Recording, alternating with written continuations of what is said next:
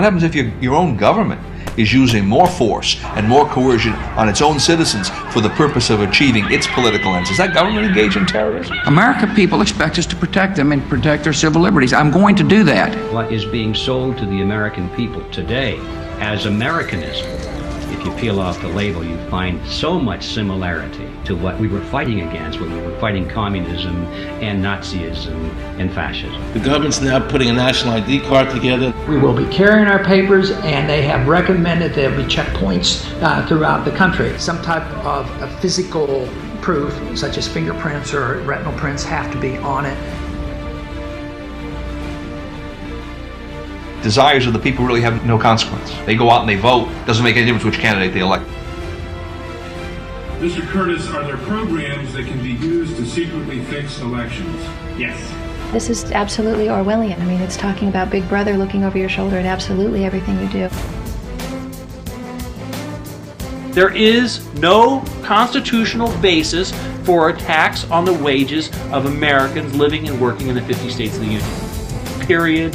End of argument. If Americans just learned that the IRS was actually knowingly deceiving them, that would be enough for them to rise up and put a stop to it. You caught me unprepared. I'll come back. Well, I don't want to do that. There had to be a law, right? Where is the law? Show me the law. Why is the Supreme Court decision a silly argument? And I think we're finished. They think it's the law, and they have all the guns. You know, it's an authoritarian approach. Now we can see a new world coming into view. A world in which there is the very real prospect of a new world order. The latest technology for identifying people when they make purchases is actually the implantable chip that you can actually embed directly into human flesh. Can a microscopic tag be implanted in a person's body to track his every movement? You will rule on that, mark my words. A chip in everybody would be the universal monetary system par excellence, because there'd be no escape from it. Americans have been taught to expect their salvation from government instead of recognizing government as the most dangerous threat they'll face in their lives. It is the greatest hoax ever perpetrated by government against the working men and women of America. It's organized crime. All you do is you call the Republicans the Genoveses, and you call the Democrats the Gambinos.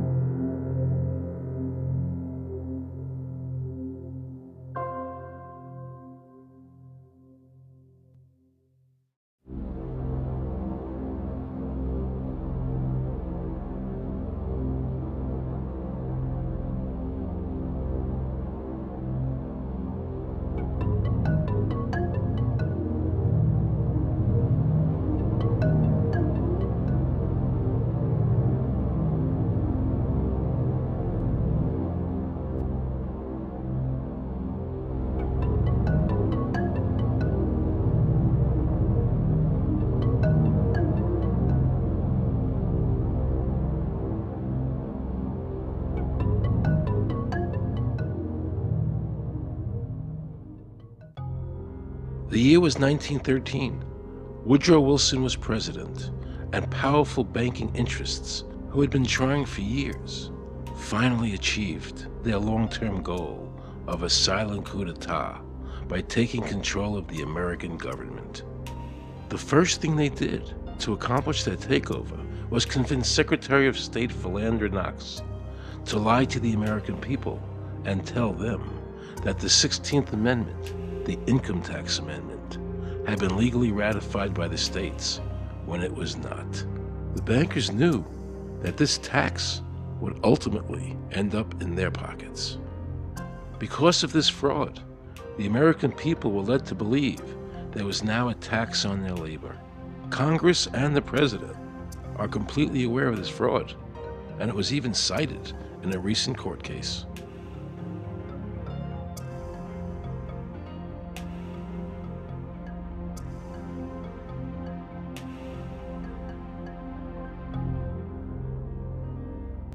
That very same year, the bankers committed their second and by far the most diabolical fraud ever perpetrated on the American people by bribing senators to pass the Federal Reserve Act without the required constitutional amendment. All in favor, say aye. They did this during Christmas vacation, when many senators were home celebrating the holidays with their families. And that's how the unconstitutional Federal Reserve Act came into being. They were very clever, and they understood that whoever issued the money for America would control the government. The bankers won, and the American people lost, because most politicians will sell their soul for $1.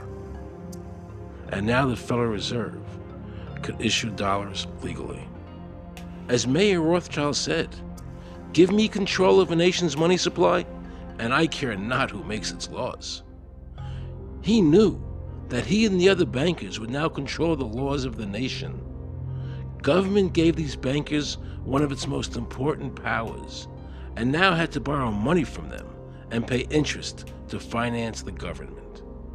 So the American people were forced to lower their standard of living and pay a graduated income tax to the government, just so the government could give these bankers more profits. President Woodrow Wilson, who signed the Federal Reserve Act into law, later said, in regret, "I am a most unhappy man. I have unwittingly ruined my country. A great industrial nation is now controlled by its system of credit. We are no longer a government by free opinion, no longer a government by conviction and the vote of the majority, but a government by the opinion and duress of a small group of dominant men." The Federal Reserve was created by Congress in 1913, and it was entrusted with the power granted originally to the Congress by the U.S. Constitution to coin money and regulate the value thereof.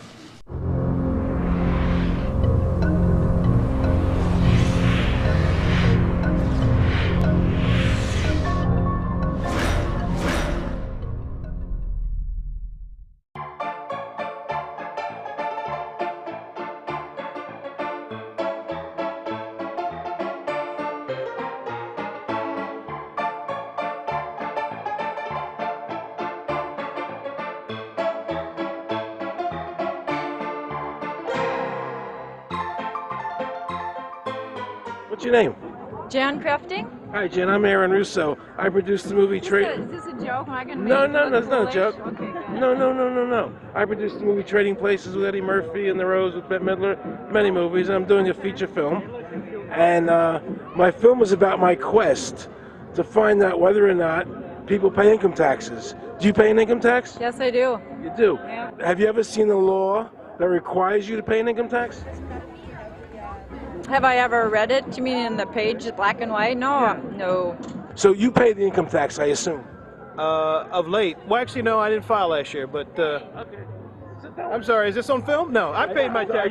My question to you is, have you ever seen a law that says you have to pay an income tax?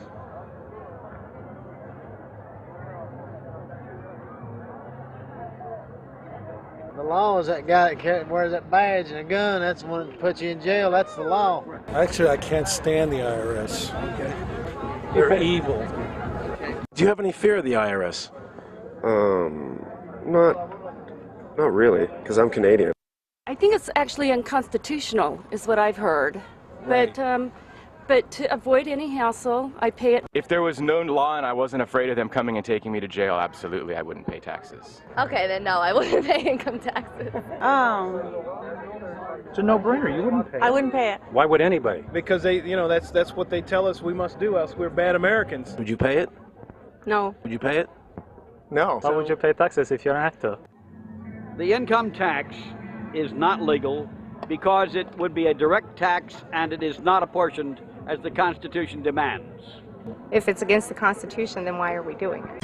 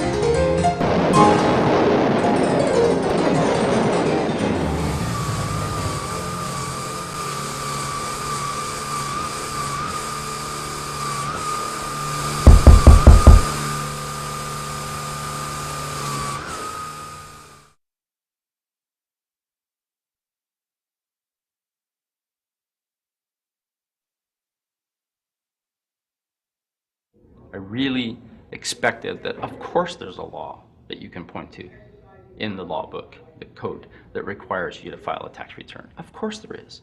Maybe I don't know what it is right then as he was speaking to me, but sure. So naively, I agreed to go off and research it and get back to him. 3.5 months later, I was at that point where I couldn't find the statute that clearly made a person liable, at least not me and most people I know, and I had no choice in my mind except to resign. I had to leave the IRS because I presented evidence that I had accumulated indicating that the agency was violating the law and violating people's rights. And I asked the agency for a response to my sincere concerns. And the answer I got was that they would not respond to my concerns and that they would provide me with the paperwork necessary to tender my resignation. But We the People Foundation for Constitutional Education put a full-page ad in the USA Today on July 7, 2000. And within the body of that ad was a $50,000 challenge for anyone that could show the law. And to me, $50,000 is a lot of money. So I went after that and did the research based on the fact that I thought, let's put this baby to bed. I'm hearing all these rumors. I'm going to kill 2 birds with 1 stone. I'll answer these people's questions that are asking me, and then I'll win this $50,000. And, based on the research that I did throughout the year 2000 and that I'm still doing, I have not found that law. I've asked Congress, we've asked a lot of people in the IRS commissioners, helpers. They can't answer, because if they answer, the American people are going to know that this whole thing is a fraud. I was surprised to hear these highly trained and decorated IRS agents telling me there was no law requiring American citizens to file a 1040 or to pay an income tax on their labor. I haven't filed an federal income tax return since I left. I have not filed a tax return since 1999. Approximately 67 million people don't file an income tax return. I made a decision to go to Washington so I could attend the We the People Foundation press conference. They were going to serve a class action lawsuit on the IRS, signed by over 3,000 people, because the IRS has refused to show the law that makes Americans liable to file a 1040 or to pay an income tax on their labor. I was very curious as to why the IRS refused to show the law, as it seemed such a simple thing to do. Yet I was skeptical about the foundation's claims. There had to be a law, right? We've all been told over and over and over again that we had to pay income taxes. No answers, no taxes. No answers, no taxes. No answers, no taxes. Most people believe that the income tax system is legal and that the revenue from the tax is used in the public interest. However, there is a substantial, conclusive body of evidence that proves that our income tax system represents the most pernicious form of tyranny. It is the greatest hoax ever perpetrated by government against the working men and women of America. American citizens, along with the foundation, have been asking the IRS to specifically provide them with the underlying legal foundation upon which they administer and enforce the personal income tax laws in our country. At the national level, when people would attempt to contact somebody of a much higher authority, say the commissioner, same kind of thing. They would get answers that were in effect non-answers.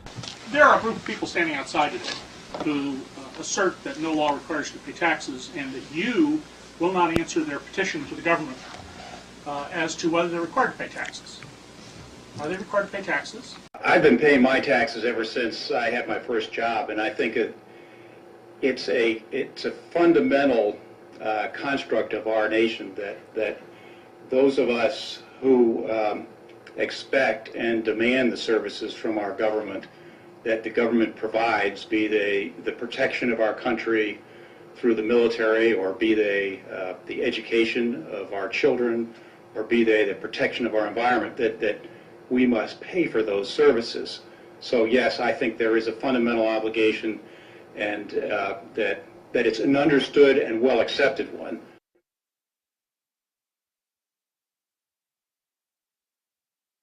Joe Bannister and I had a meeting in the White House with President Clinton's economic advisor, Jason Furman. He accepted the remonstrance for the president. On June 2nd, I called and spoke with him. His words were, We have decided that the issue of the legality of the income tax is not a high priority matter for the White House, and we will not be participating in any conference on the subject.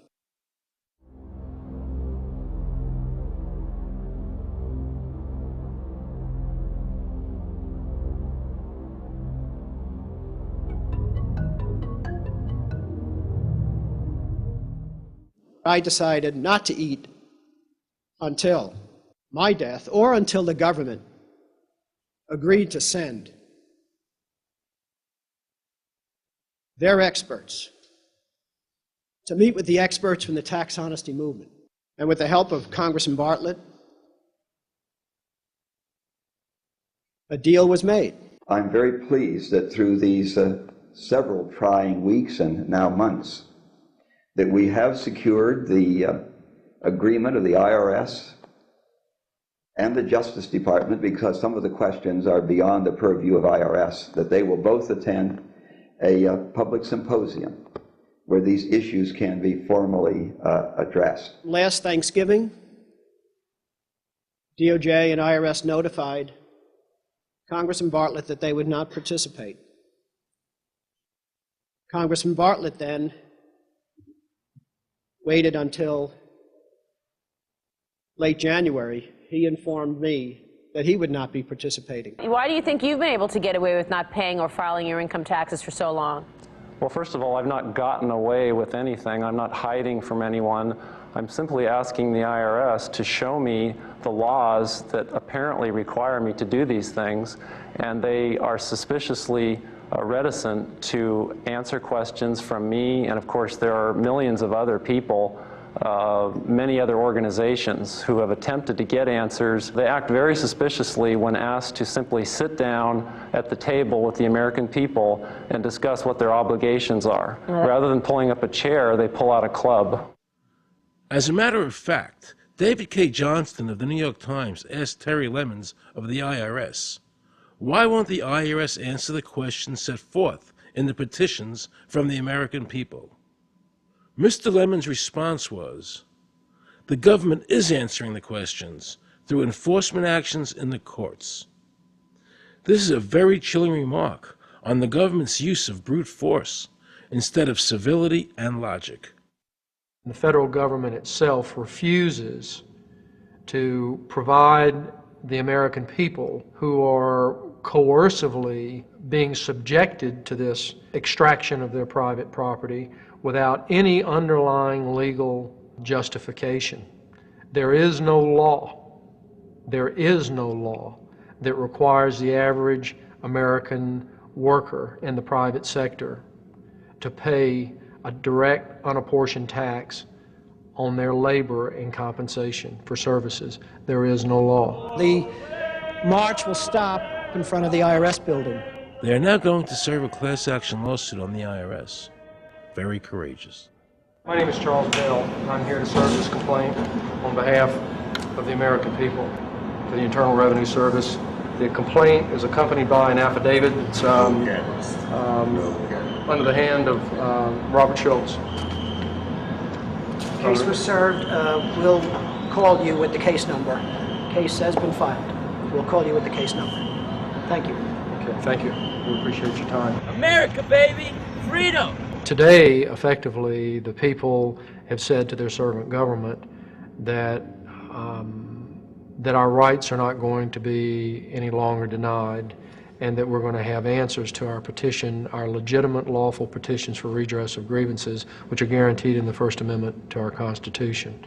So once and for all, we will get an answer.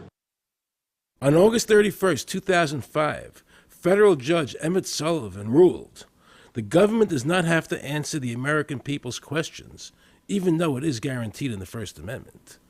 Our courts have made a decision that government does not have to show the law that it enforces. And the press never reported on this. Have we given this judge the authority to overrule the Constitution, the very foundation of American life?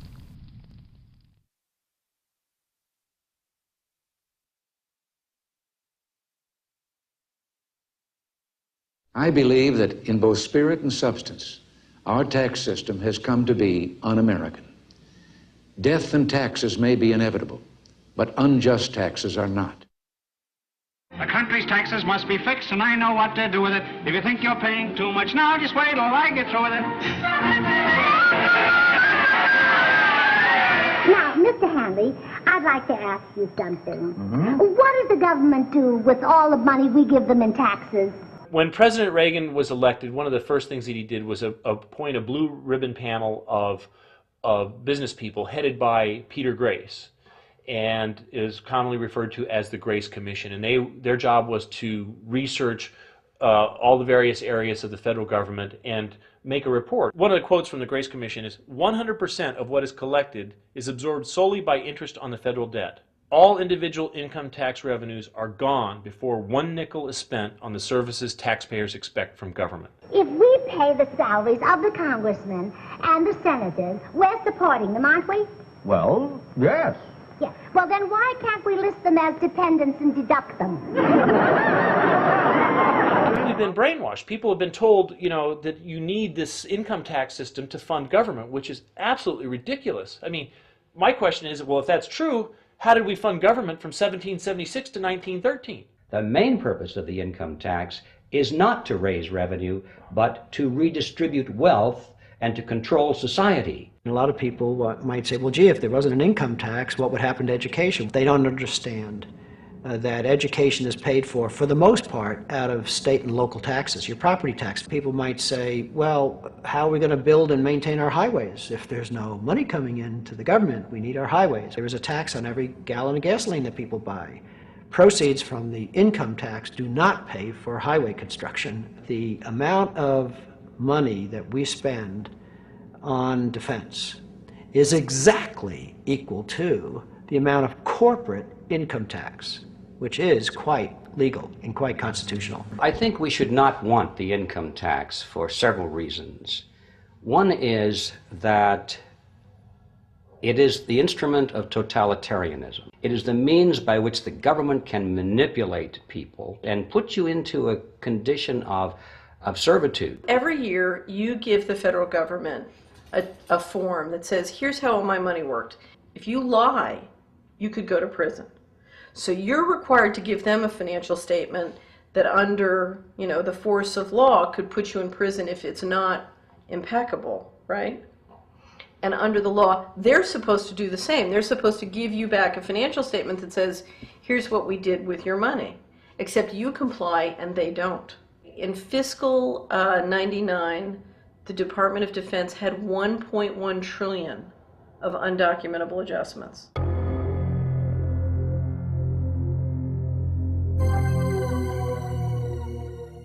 The following year, they had 2.3 trillion of undocumentable adjustments.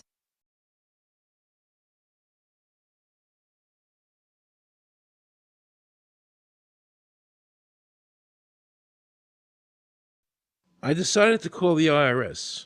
I spoke to Anthony Burke in Media Relations. He was very nice to me, and I explained to him that I was an award-winning film producer and that I was doing a documentary on the IRS. He seemed a bit stunned by this, then explained to me that Commissioner Everson nor anybody else would go on film to discuss the income tax. But he did say he would call me back. I thanked him for that, but I couldn't help wondering, why was the government making it so difficult for people to see the law? So I decided to bring my crew down to the IRS building to see if I could find some employees to interview. And here's what happened. I said you can't film here, that's it. Who are you to tell me I can't film here? What's the law? Just tell me where the law is that says that. Can you show me the law that says I can't film here? Is America a free country? I told him they couldn't film here, and he's asking 9 million questions. I told him that's a federal government law. Hey, I told him he couldn't film here. He's telling me he's a citizen and all that. So he told me I couldn't film him. He's saying, where's the law that says I can't film here? And I'm asking another question, sir. Then Homeland Security showed up, because I was such a threat to Washington. You got a driver's license, huh? Yeah, I do. Put that away for me. After convincing Homeland Security I really wasn't Osama bin Laden, I kept wishing the IRS would allow me to interview somebody. Why wouldn't they show the law? What were they so nervous about? I began to have a frightening thought.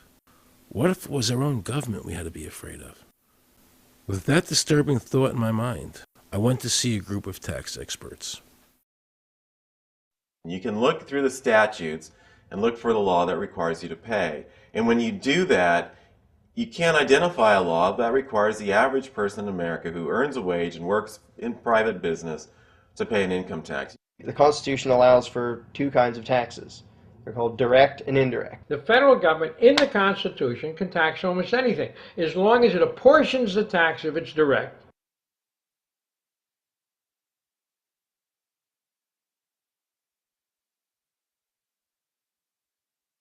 The indirect tax is, for example, an excise tax. I can avoid the excise tax on gasoline. I can choose to ride my bicycle. I can avoid the excise tax on tobacco. I can choose not to smoke, or I can grow my own tobacco.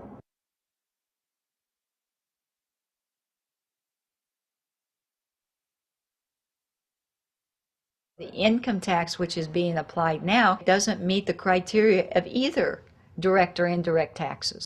The IRS claims that in 1913, the 16th Amendment, the Income Tax Amendment, allowed the government a third form of taxation. What was the Supreme Court's ruling on that? The Supreme Court in the case of Stanton versus Baltic Mining. I mean, what could be clearer than this?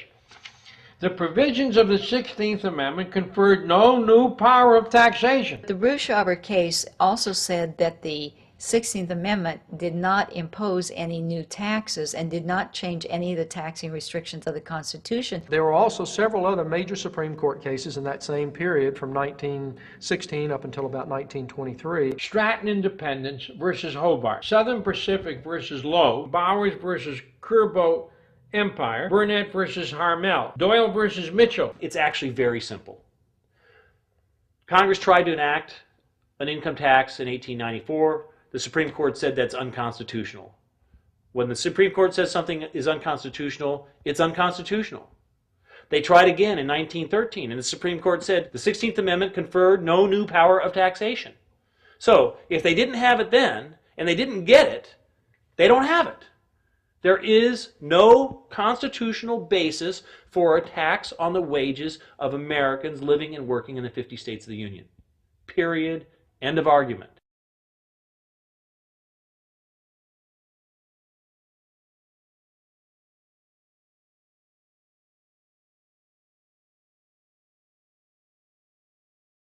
I have a letter here from Daniel Inouye's office out of the United States Senate that says, based on the research performed by the Congressional Research Service, there is no provisions which specifically and unequivocally require an individual to pay an income tax. Period. End of story.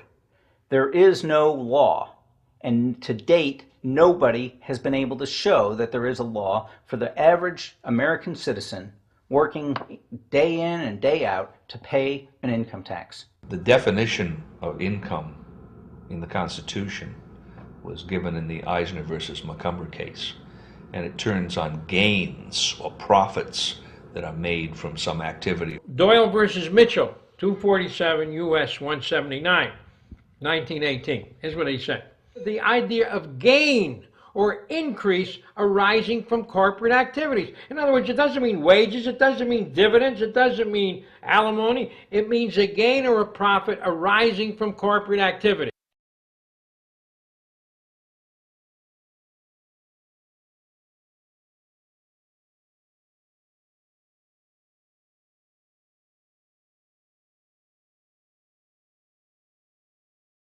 These liens that are recorded against people by the government for tax liens are nothing more than allegations. They are non-substantive. They have never been determined by a neutral third party, such as a court, to have one shred of validity. If you ever get a notice of an audit or anything else, the first thing you should do is a Freedom of Information Act request for records that they're using to substantiate or justify the audit. There is nothing in the Internal Revenue Code that creates any such thing as an income tax evasion or crime. There's nothing in the code that allows IRS agents to seize property. The government is involved in judicial blackmail. The government knows that if it legally seizes somebody's property, that person doesn't have the funds and he can't even get a lawyer who can help him. I conducted investigations in the Title 18, the Criminal Code, the U.S. Criminal Code. And in there, the statutes and the regulations are very specific as to what's violating the statute. In the Internal Revenue Code, Title 26, there's nothing specific in there. I mean, even the FBI is feared of the IRS. You have to understand that an agency which will unlawfully impose a tax that doesn't exist is not going to care. If we, the people, don't know what our rights are, they're not going to tell us. If Americans just learned that the IRS was actually knowingly deceiving them, that would be enough for them to rise up and put a stop to it. This small booklet includes the Constitution of the United States, the Bill of Rights, the Declaration of Independence. This is a document that every citizen should read. It's a document which freed an entire nation. This is the Internal Revenue Code, and this document, and the unlawful application of this document by the Internal Revenue Service has enslaved the nation that this document attempted to free. I was very impressed with the people in the tax honesty movement. They weren't kooks. They were highly intelligent, well-researched, and very genuine. I was wondering why I never heard about all these Supreme Court decisions in the media. So I really wanted the IRS's point of view, because to get the true story, it was imperative I hear both sides. I kept wishing Anthony Burke would call me back. He seemed like an honest man. I then proceeded to call my message machine. Hi, this message is for Aaron Russo. This is Anthony Burke at the Internal Revenue Service. Let me suggest some people that you might want to think about talking to. One would be Don Alexander, who's a former commissioner who's here in town in Washington. Another would be Sheldon Cohen, who is both a former commissioner and former chief counsel. All those guys, I think, can answer your question about, where in the tax law it says that you have to pay taxes. Wow, good news, I thought.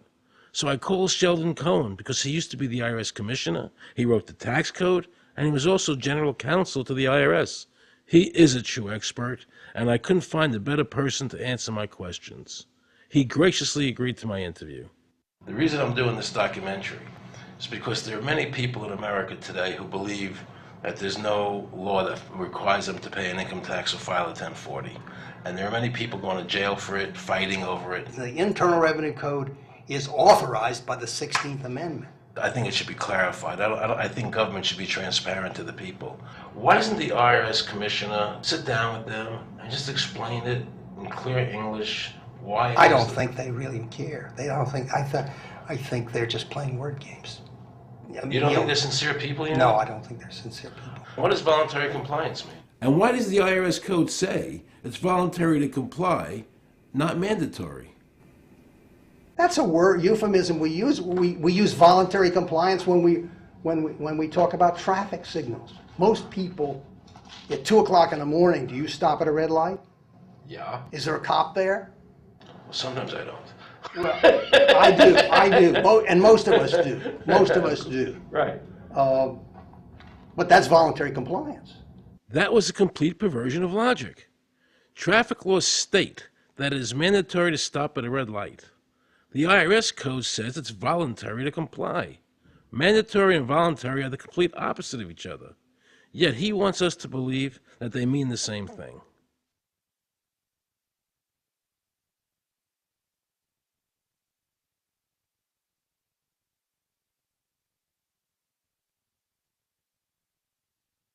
So can the government criminally prosecute somebody of information put on their 1040? Yes. Right, so doesn't that violate the Fifth Amendment? No. But the Fifth Amendment says I don't have to do anything that incriminates myself. Well, it doesn't incriminate you to put your income down. But you said before I could be put in jail for it. The commissioner wants us to believe that although the IRS demands that you fill out the 1040 and you can go to jail for it, that they are not violating your Fifth Amendment rights of self-incrimination. That is absurd. Isn't it true that the word income is not defined anywhere in the Internal Revenue Code?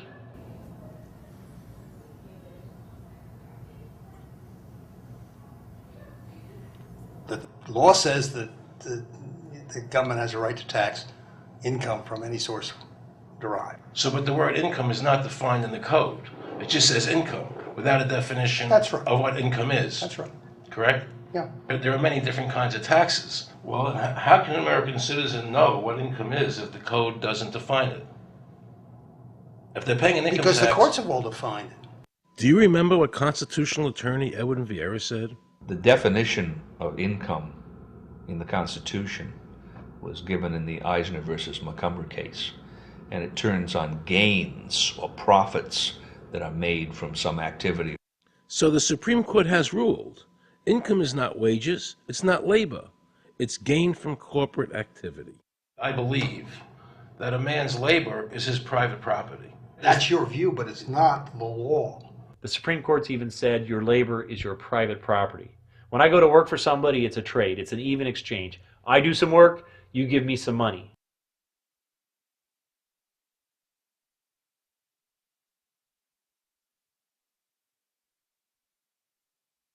In 1916, we had the Bruchaber case and the Stanton case. And the Bruchaber case and the Stanton case said that the 16th Amendment gave the government no new taxing power.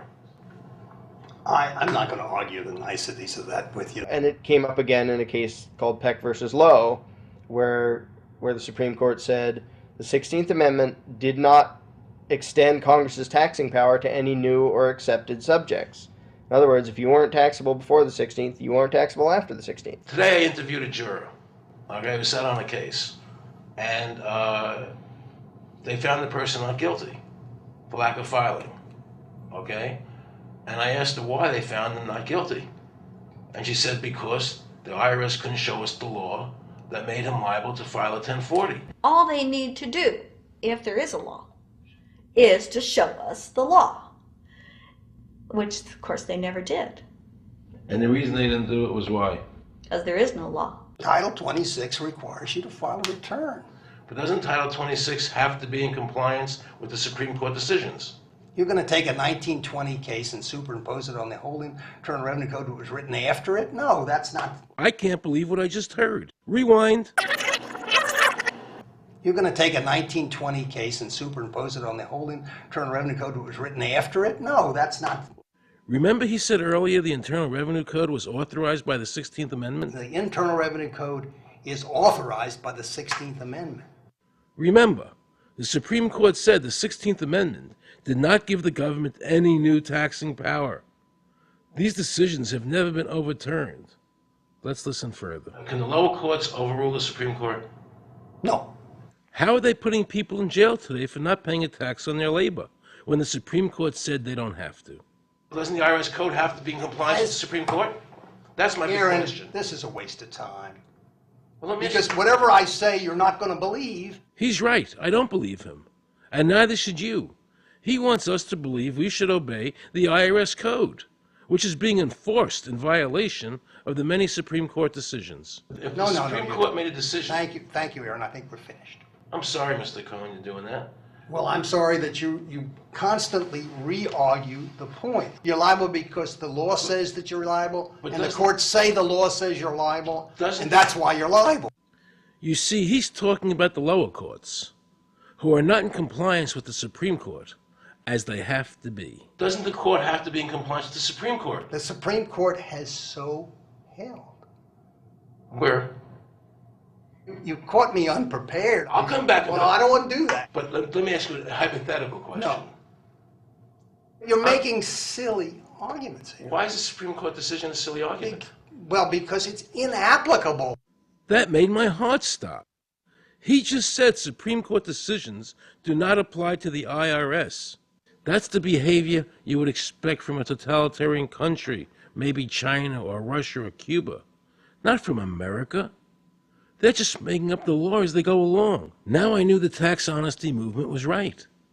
The IRS thrives on intimidation and fear, not by law.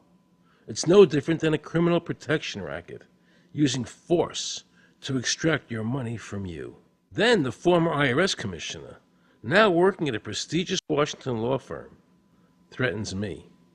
Watch. Aaron, you understand Yiddish, Cornish helfen. For those of you who don't understand Yiddish, that means nothing will help you. Now it all became clear. I understood why the IRS wouldn't go on camera and talk about where the law was. I understood why all the senators I called refused to be interviewed.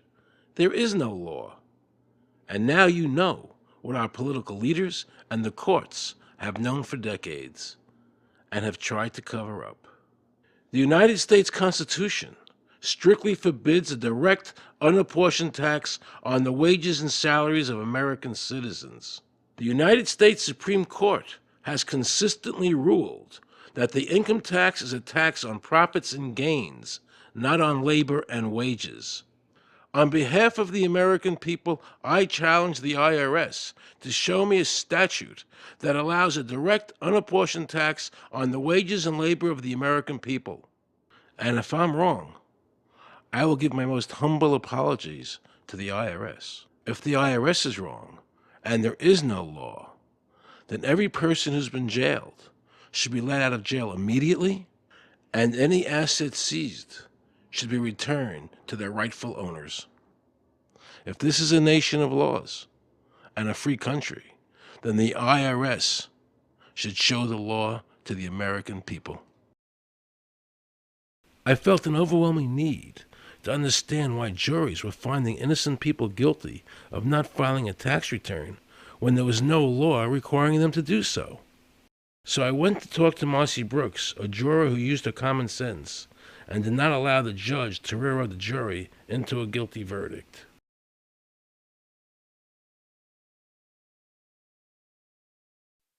He was being tried for 4 counts of not filing his income tax. Okay. And our question was, well, what is to decide? Either he did or he didn't. It never occurred to us that he might actually be innocent while at the same time not filing. In the federal government, it is not a felony not to file taxes. Finally, they said, okay, if we're going to get this guy, we're going to have to put it in the state. They called up the IRS agent, Agent Craner. Craner? Yeah. Robert Craner? Mm-hmm. This is Ken Doherty, who's also an investigator with the Illinois Department of Revenue. This is a request for a copy of the delegation of authority order. Right, and I talked to my boss about that, and he said that my badge is that. Badge is the authority. I thought it had to be in writing. The last question that the defense asked him was, did you write any of this down? And Agent Craner looked right at him and right at us, and he said, I never wrote anything down. And yet when we saw the video, there he was, writing notes, you know. And so I'm thinking, okay, at this point, the judge is supposed to say, Agent Craner, it is clear that you have committed perjury. It wasn't even noticed. It finally came to the climax. Mr. Harrell looked right at the prosecutor and he said, I will tell you the same thing I have told over and over again to government officials.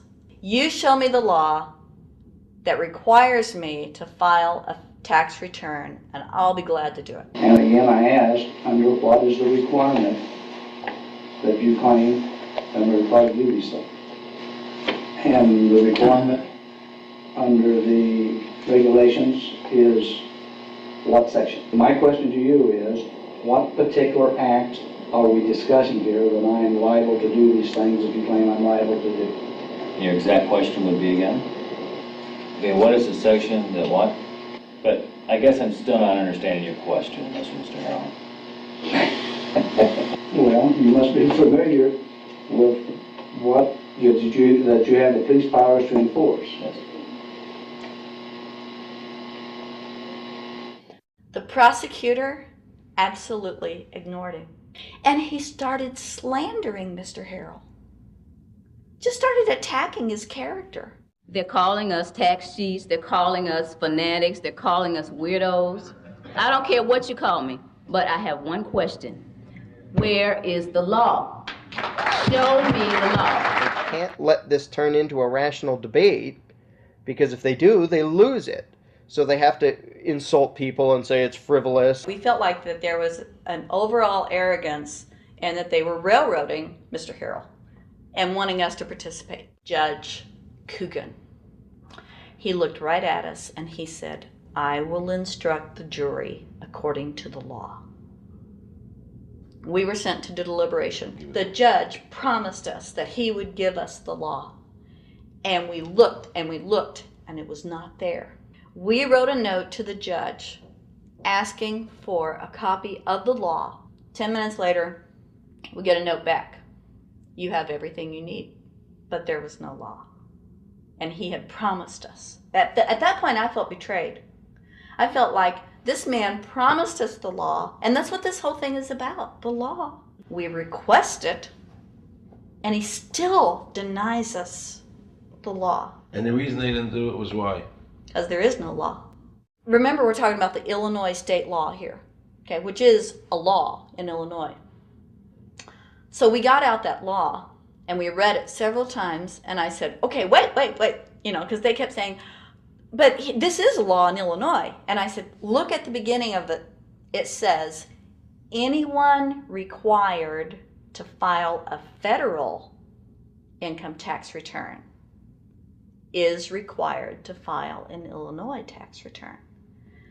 I said, if it is true that he's not required to file a federal return, then that nullifies the Illinois law. Two people, they kept saying, but he's going to get by with it. And I said, what is he getting by with but his rights? If there is no law, he's not breaking a law. He's just standing on his rights. Are we going to deny him that? That's when this one juror sat back and kind of rolled his eyes and he said, you mean we don't have to pay taxes?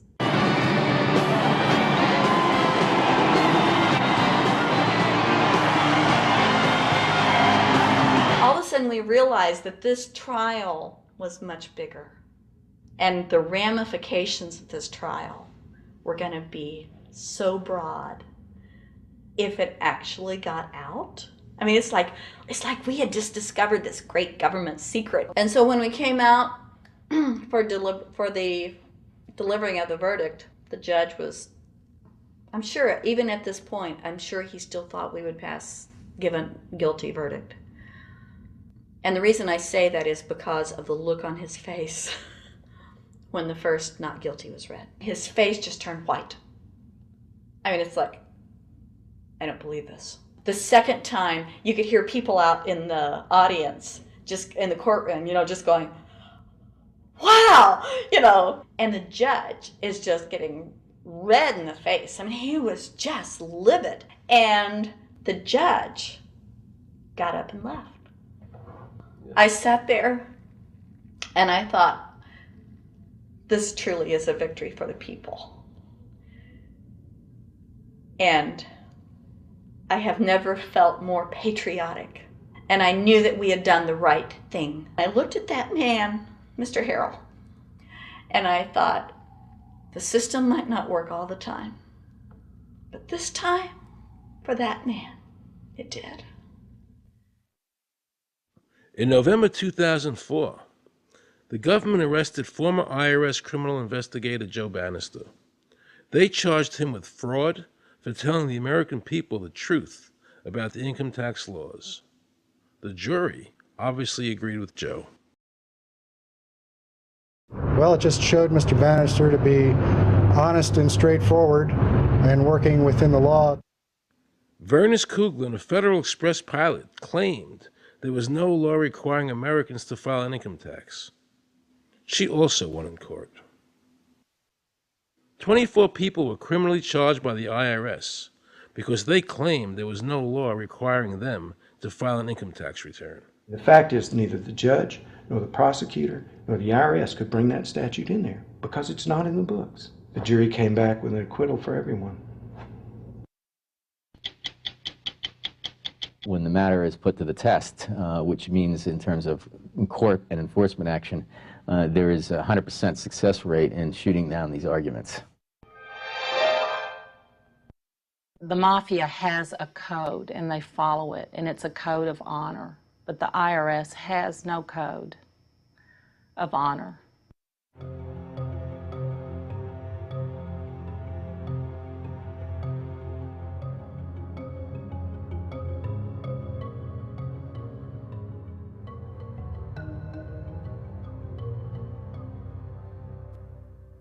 Meet Judge Dawson, a federal judge presiding over the Irwin Schiff tax case, who denied Irwin the ability to prove to a jury that there was no law requiring Americans to file an income tax return. He denied Irwin the right to prove to a jury there was no law by stating, "I will not allow the law in my courtroom."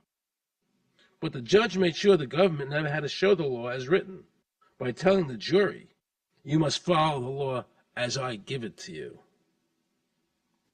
Nobody can know what the law is, because the law is what the judges say the law is. The lower courts today will not allow people, especially in tax cases, to bring in Supreme Court decisions as their evidence.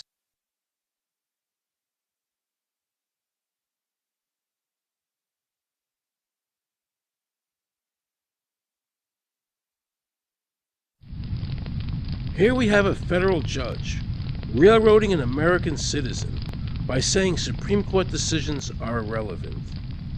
And again, nothing from the press defending our freedoms.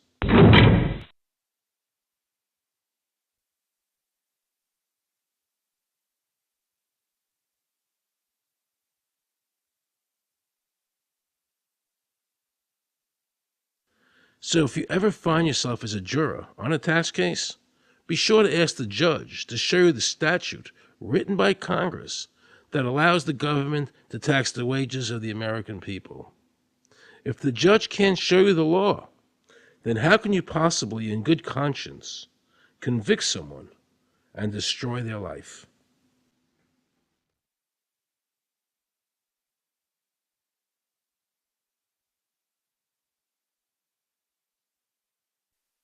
Let's see how the IRS treated one of America's greatest heroes, and someone I cherished as a child. Joe Louis was an American icon. Victorious in his first 27 fights, the Brown Bomber quickly rose to heavyweight champion of the world. His 1938 knockout of German Max Schmeling, who represented Hitler's Aryan ideal, earned him the admiration of millions of Americans. Is watching carefully. Louis measures him right to the body, a left hook to the jaw, and Schmeling is down. The count is high. Right after Pearl Harbor was bombed, Joe had a title fight where he donated his fee to Navy War Relief. Well, I'm not working for nothing. I'm working for my country, and I think that's about the greatest piece of work that anybody can do. Well, I certainly agree with you for that, but you're turning over an awful lot of money. Well, we all turn over a whole lot for this country at this time. Joe volunteered for the segregated army and defended his title while in the service, this time donating his normal fee to Army Relief. I'm only doing what any red-blood American would do. Since the checks were in Joe's name, the IRS taxed him on their full amount, even though he never saw a penny of it. At the end of the war, Joe was awarded the Legion of Merit. But what most people didn't know was that the IRS was charging him $50,000 a year in interest alone on his debt. When Joe's beloved mother died, leaving him $600, the IRS immediately seized it. They also confiscated all of his children's trust funds. Joe was forced to continue fighting until he was 37 and out of shape, just to pay off his ever-mounting debt to the IRS, which grew to $1 million, $100,000 a year just in interest. At the end of his life, Joe was forced to become a greeter at a Las Vegas hotel just to make ends meet. It was a shameful thing to see a man like him, great fighter, great human being, being humiliated and destroyed in this manner, because after all, when you owe Internal Revenue money, no matter what you have, they take away from you. And they took a lot away from Joe Louis.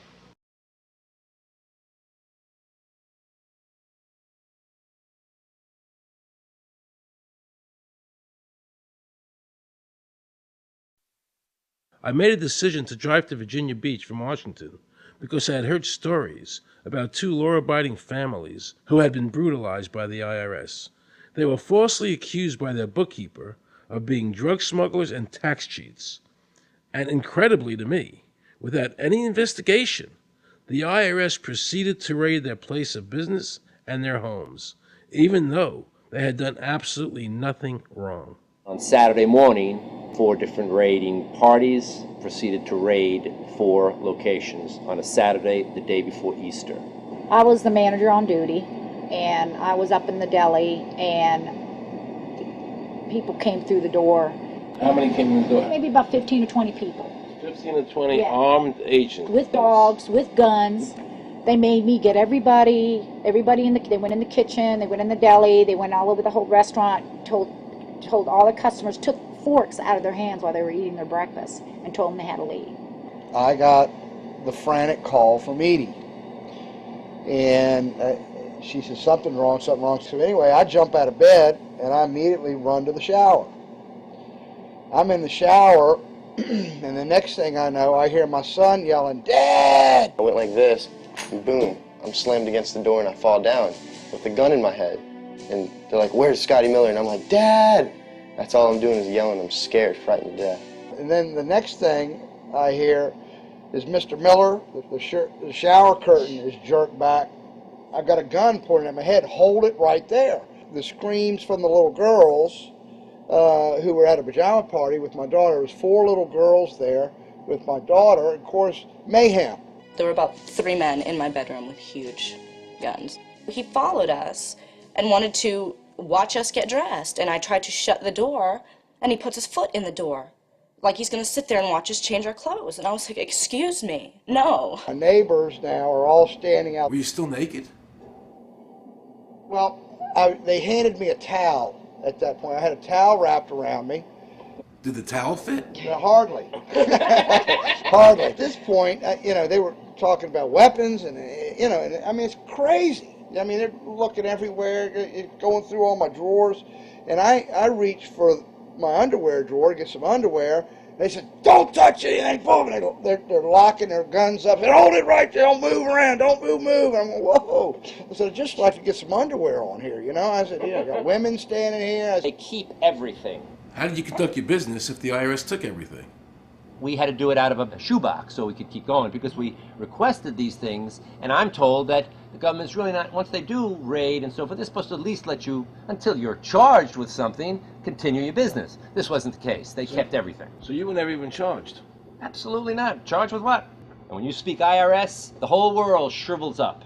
The whole world gets fearful to a point where, let's not talk about it. I testified in front of Congress. I would like to know why this dark entity, known as the IRS, has come into my life and refused to leave. I raised my children with a zero tolerance for dishonesty. And now they must hear allegations that I am a major drug dealer and a tax cheat? A lot of people out there being abused, and a lot of people saying, look, I'll pay it. Just go away. Just go away. When all that happened, we had to file bankruptcy. We've had cars taken away from us, kept my daughter from going to college. Do they ever think about the lives that they just destroyed? They think about the ruination of homes and property? No. In this case, we would have never thought this could happen to us. We've never done anything wrong. How can this happen in America when, in my case, personally, I thought that I was doing everything right? I've served my country. I've been to college. At least I've done something in my life. I got a speeding ticket one time. I paid my taxes for 40, 50 years, whatever it was. I've never been audited. What happened here? I had this really uncomfortable feeling in the pit of my stomach as I was thinking to myself, how did America transform itself from being a truly free country with a servant government where our individual rights were protected by our Constitution to being a country that talked about being free but really wasn't? The change started when the Federal Reserve came into existence and America adopted one of the major planks of the Communist Manifesto by bringing to America this central bank. The very same people that backed the Federal Reserve System also backed the graduated income tax, a second plank from the Communist Manifesto. You know that the Federal Reserve is a private bank and not a government agency? No, I wasn't aware of that. It's a private bank? That would scare me quite a bit. What if you learned that the Federal Reserve makes money off the taxes you pay? How would you feel about that? Angry. Like I'm feeling right now. I would feel cheated by my government. I'd be angry. It kind of sucks. They're pretty much in control of everything. I decided to drive back to Washington to see Dr. Ron Paul. He had been a congressman for over 20 years.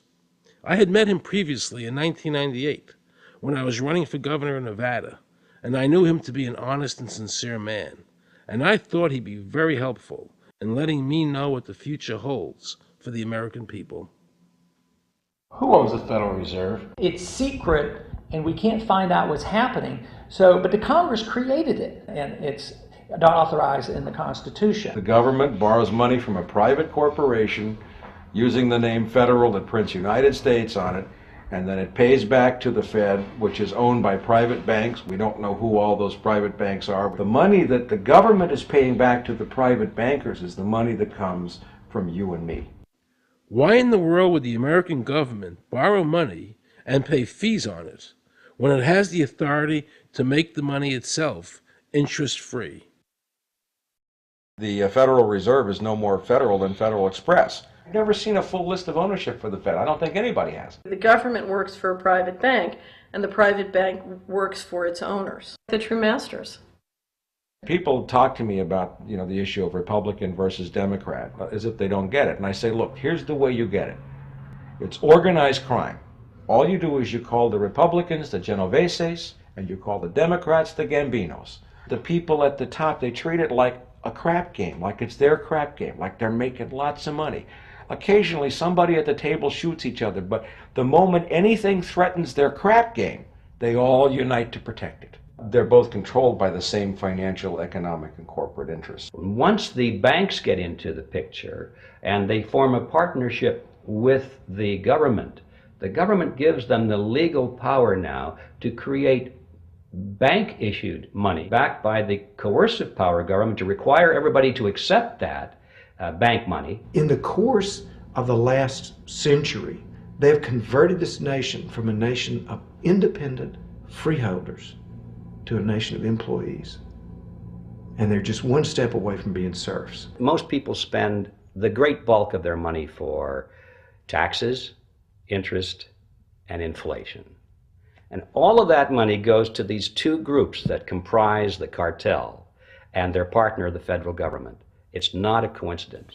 So if Congress used its legal authority to shut down the Federal Reserve System, the American people would be much better off. Government should create, issue, and circulate all the currency. Creating and issuing money is the supreme prerogative of government and its greatest creative opportunity. Adopting these principles will save the taxpayers immense sums of interest, and money will cease to be the master and become the servant of humanity. Abraham Lincoln. Young people today are conditioned practically from the cradle on up to think that credit is a wonderful thing. You don't want to damage your credit. You want to do what you can so that you can go to the bank and get a good loan. There are no people who own their own property, who own their own houses, who own their own business, who finance their own business. They're only debtors. The average young person today has no concept that he's being drawn into a web, a trap. Like he's in the feudalist system, only he's going to like it. He's going to think, this is wonderful. I got my new red Corvette, and I'm in debt for the rest of my life, but I'm looking good. A decision was made. Let's get all the debt up, let's move the jobs abroad, and instead of re-engineering your skills, we're going to dumb down America, and so the middle class will disappear. Really what most of the people in this country have become is food for the debt machine. When a person borrows money, it puts a noose around their neck and makes them servant to the lender, which is exactly what the Federal Reserve System is designed to do. And now our Congress, so dominated by the banks, is helping them to entrap people even further by passing new bankruptcy laws, making it more difficult for the people to declare bankruptcy and get a fresh start, while at the same time allowing the banks to charge very high rates of interest. This is the way the Democrats and Republicans, working with the banks, legally enslave the nation. Credit card industry is a huge political contributor. And unfortunately, a certain number of... It just seems so, like I say, just bald. This idea that credit card industry gives a lot of money to the government, so they will protect them even to the just abject disinterest of their own constituents. That happens kind of a lot. The board of directors of the Federal Reserve System is chosen by the president from a list prepared by the bankers themselves. The process of finding a Greenspan replacement is ongoing and is being managed by a small group of people responsible for coming up with a list of nominees. It's important that whomever I pick is viewed as an independent person from politics. If the American people ever allow the banks to control the issuance of their currency, the banks and corporations that will grow up around them will deprive the people of all property until their children wake up homeless on the continent their fathers conquered. Thomas Jefferson. So the Federal Reserve is actually an illegal entity functioning within government. It's illegal, and what we have given to this so-called agency is the authority to counterfeit money. Do you have any points of view about the Federal Reserve and how the Federal Reserve operates? They just enter something on a computer. Oh, you need 20 billion today. Here's 20 billion, but they got that out of thin air. It came out of thin air, it goes to the Treasury then pays their bills. So it's no different than monopoly money.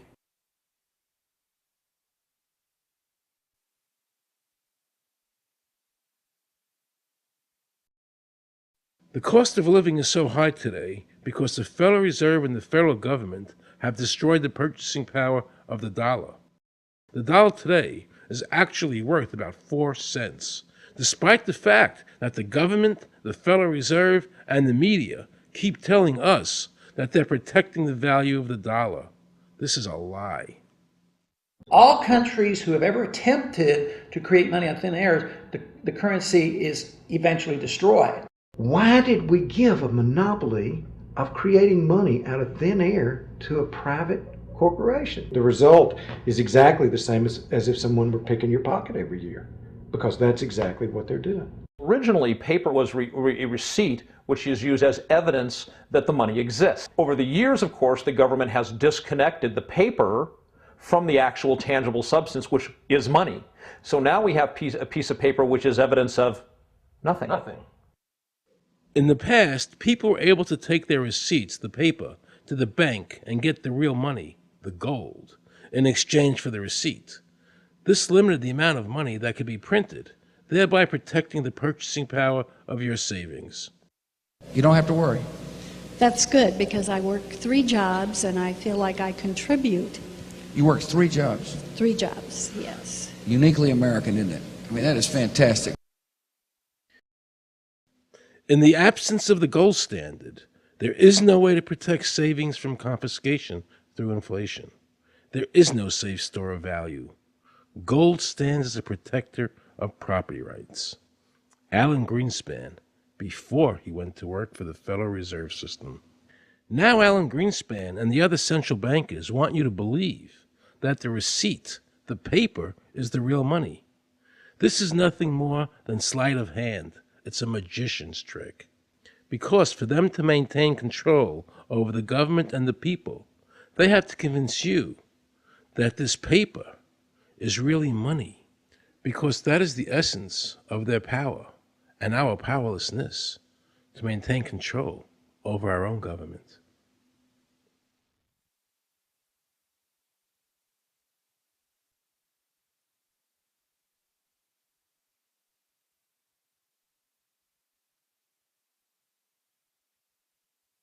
What happened to the gold in Fort Knox? Nobody really knows. When I served on the Gold Commission, I asked them to really, do another audit. I remember it was 15-2. They said, we don't need to audit the gold. It's supposed to be the American people's gold, and so we would like an accounting to tell the American people what is there. I've been told that the Federal Reserve has taken control of the gold as collateral for the dollars they print. They list gold on their balance sheet. How could the Federal Reserve, this private bank, list gold on the balance sheet? They claim they're holding that for the Treasury.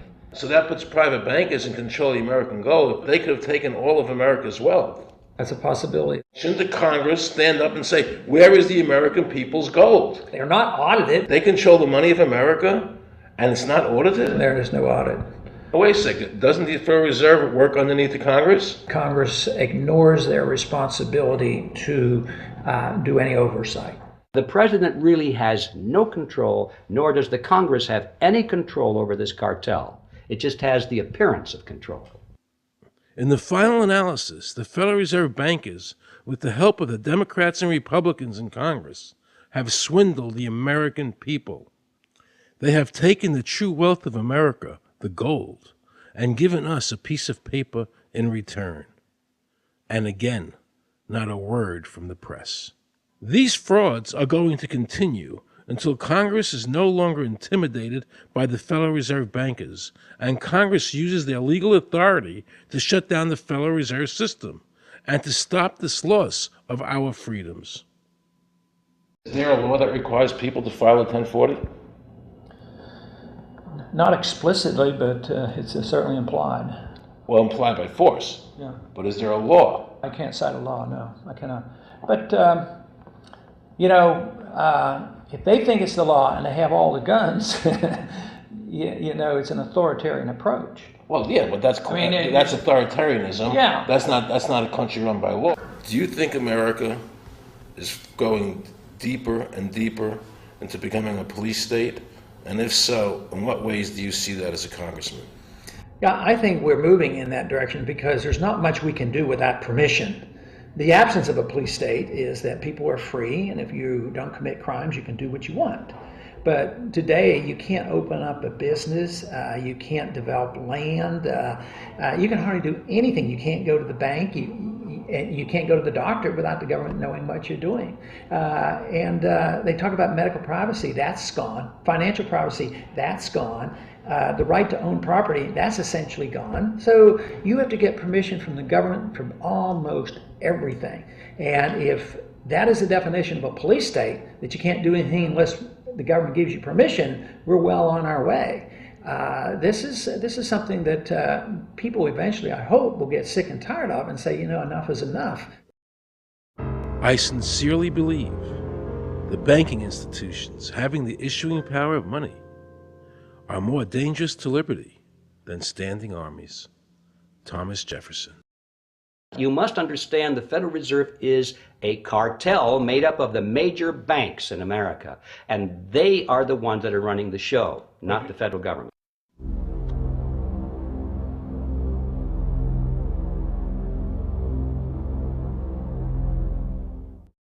The powers that be behind the system, the financial interests, are able to exercise a disproportionate amount of influence on not only the economic structure of the country, but the political structure.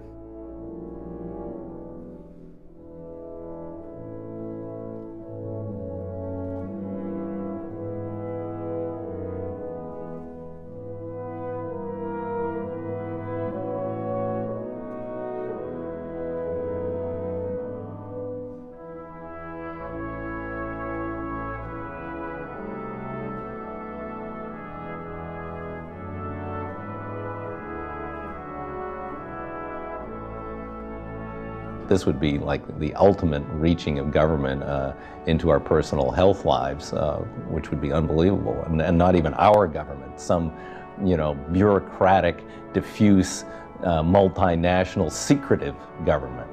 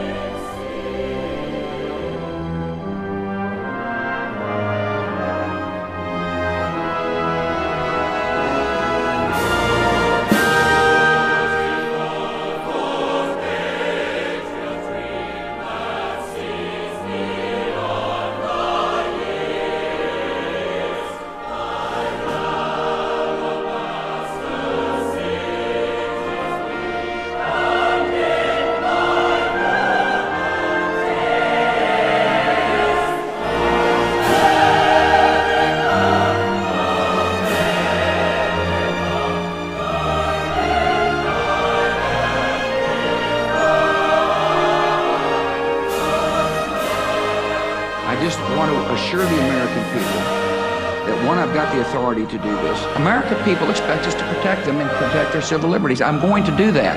Preserve, protect, and defend the Constitution of the United States. The Constitution of the United States. So help me God. So help me God. So help me God.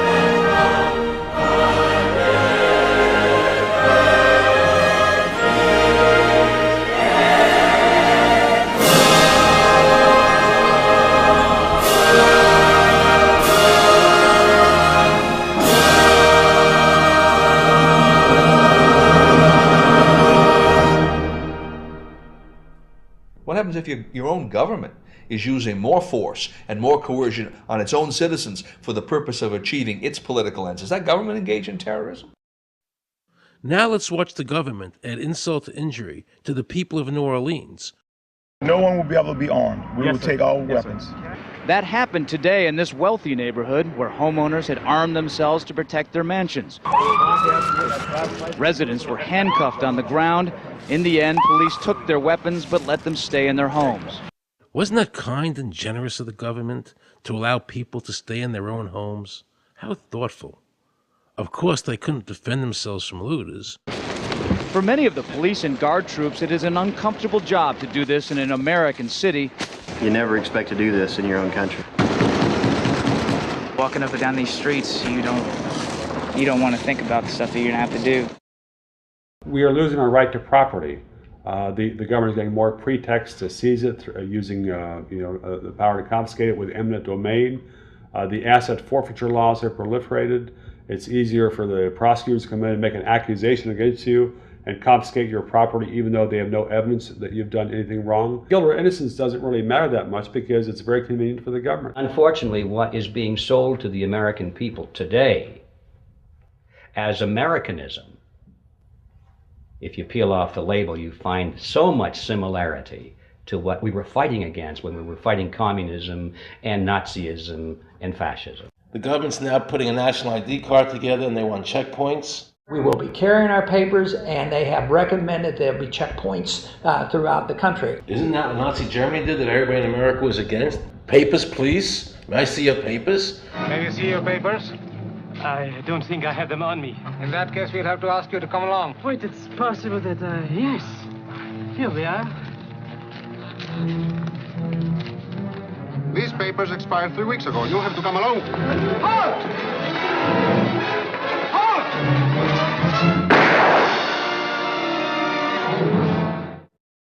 In the new legislation, the national ID card is in it. It takes 3 or 4 pages to describe, and it will be connected with our driver's licenses. The states will be instructed on exactly what they have to do. Social security numbers will be used. Some type of a physical proof, such as fingerprints or retinal prints, have to be on it.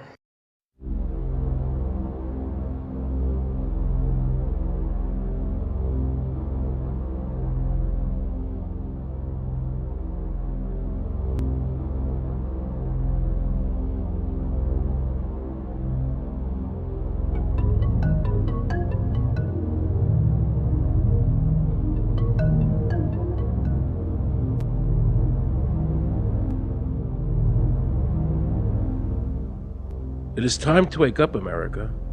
These ID cards are not about defeating terrorism, but they are all about controlling the American people. I arranged an interview with Catherine Albrecht, a leading authority on the RFID chip. Her book entitled Spy Chips is the definitive book on this subject. I wanted to find out just how dangerous these chips are to our liberties.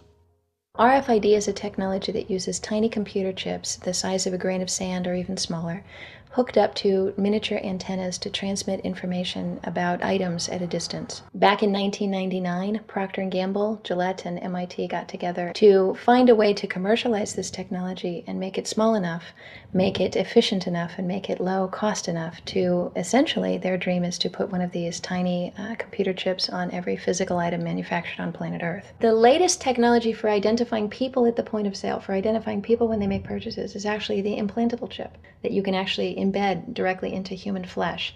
It's a tiny glass capsule about the size of a grain of rice. It contains an RFID computer chip with a coiled antenna, and it can transmit information also at a distance.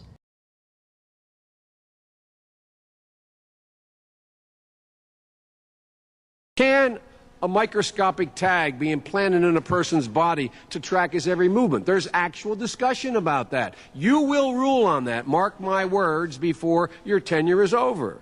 Homeland Security folks, the Department of Defense and others have expressed an interest in being able to more closely monitor the U.S. populace.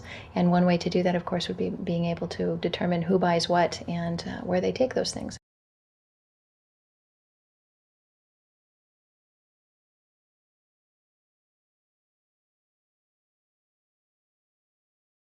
Radio waves can travel through walls, they can travel through wood, they can travel through the things we normally rely on to protect our privacy. For example, your purse, your backpack, your pocket, anything you're wearing or carrying. Kraft Philadelphia cream cheese has been tagged with RFID and sold to consumers, as have Mach 3 razor products and other Gillette razor products, without the knowledge of the consumer. One of the tiny chips could actually even be the dot on the letter I on the back of the fine print on a package that you purchased. They were talking about having reader devices in every airport, on every bus, on every train, on every port, on every dock. One of the most worrisome applications of RFID are proposals to put them into cash, meaning that you would be able to track every banknote, where it had been, who it had been issued to, and create, in essence, an audit trail. That would essentially take away the anonymity of cash that we now enjoy today. The ATM machine itself, as the money came through the roller device, would be reading each number, and they would know who you are because, of course, you identify yourself at the bank before you take money out. And down the road, when you go to pay at a major retailer, it would also be possible for them, as they're putting the money into the cash drawer, to simply feed it through a little reader device. It would go in, it would tag that number and transfer possession from Aaron Russo, say, to Walmart. Once everything you do is tied down to a single number and there is no longer the ability to pay with cash, then all it takes to render you a non-citizen is to simply turn that chip off. You will no longer be able to really participate in any function in society, including buy food. So through the implementation of the Federal Reserve System, the American citizen has gone from being a private individual who had real money, gold, in his possession that was private, to a citizen who has no privacy because all money is now being digitized. They can deduct whatever amount of money they want out of your digits whenever they want. They can trace you whenever they want. You'll be at their mercy. God forbid we allow this to happen in America. This is absolutely Orwellian. I mean, it's talking about Big Brother looking over your shoulder at absolutely everything you do, every purchase you make, every place you go, every company you interact with. All of that would be reported back potentially to the government.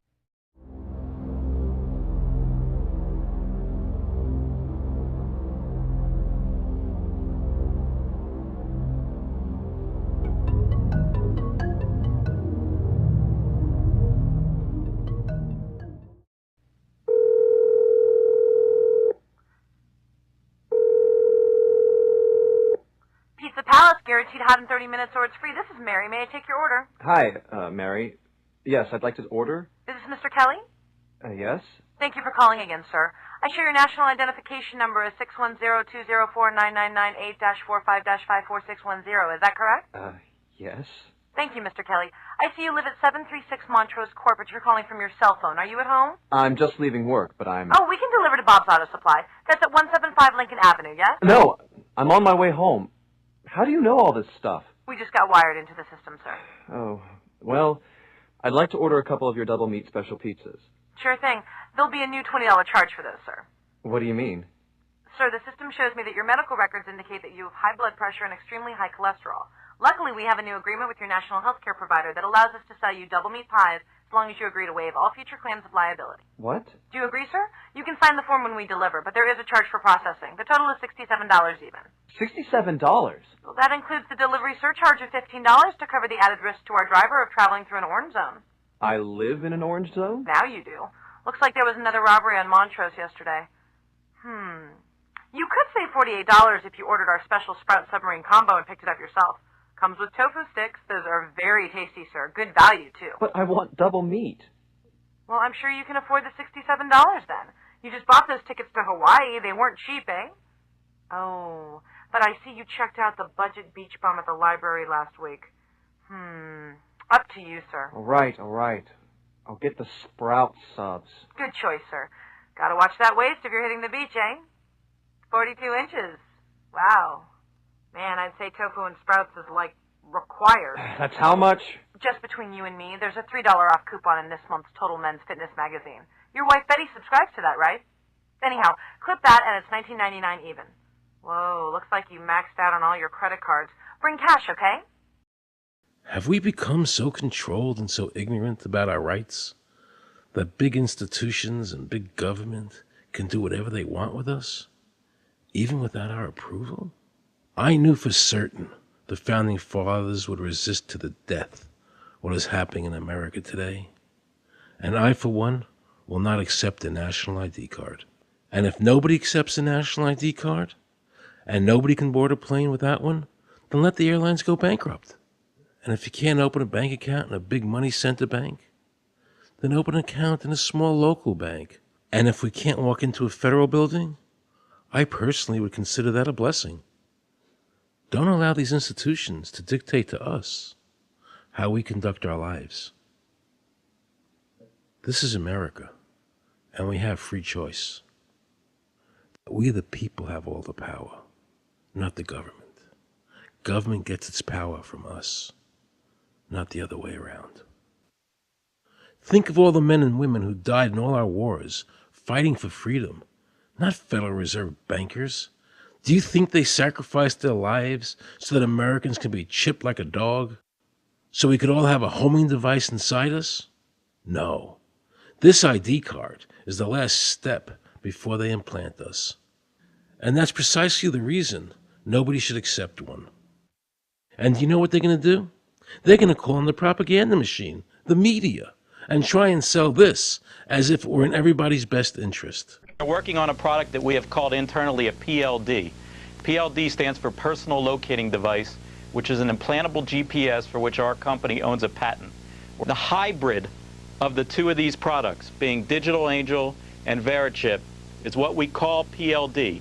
PLD should be in prototype form by the end of this year, by December of 2002, and we are already working with the Food and Drug Administration as well as legislative agencies with these products and ultimately with the PLD.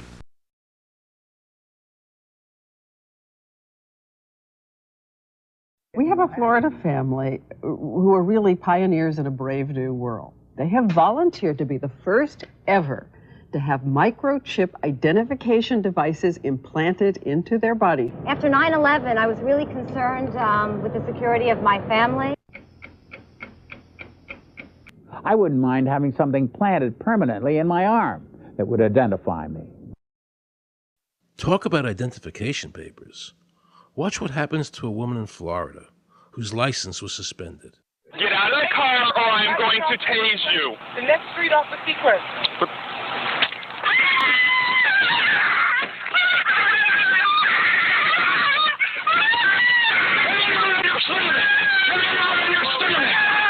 On your stomach. Do it now. Put your hands behind your back. Do it now.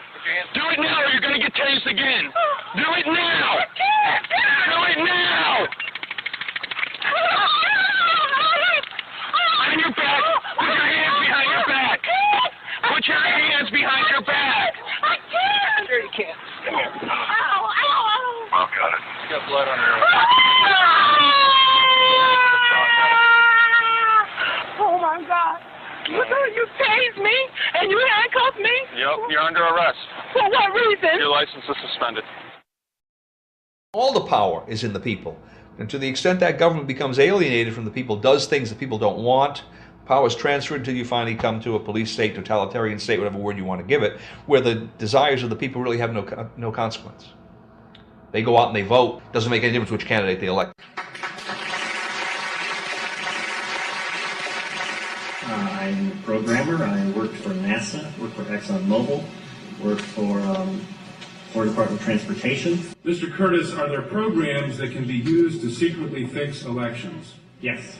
How do you know that to be the case? Because in October of 2000, I wrote a prototype for Congressman Tom Feeney at the company I worked for in Oviedo, Florida, that did just that.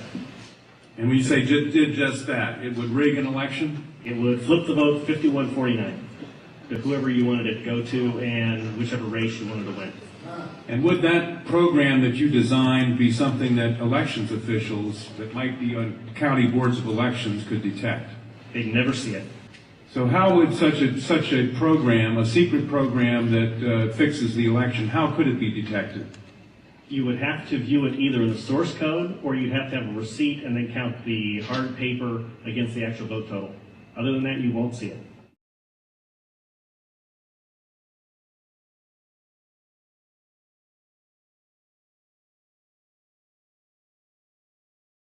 Given the availability of such vote rigging software and the testimony that has been given under oath of substantial statistical anomalies and gross differences between exit polling data and the actual tabulated results, do you have an opinion whether or not the Ohio election, presidential election, was hacked?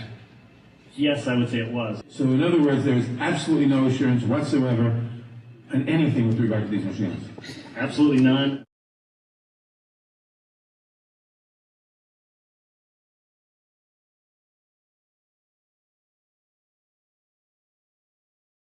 Anybody who trusts electronic voting machines should have their head examined.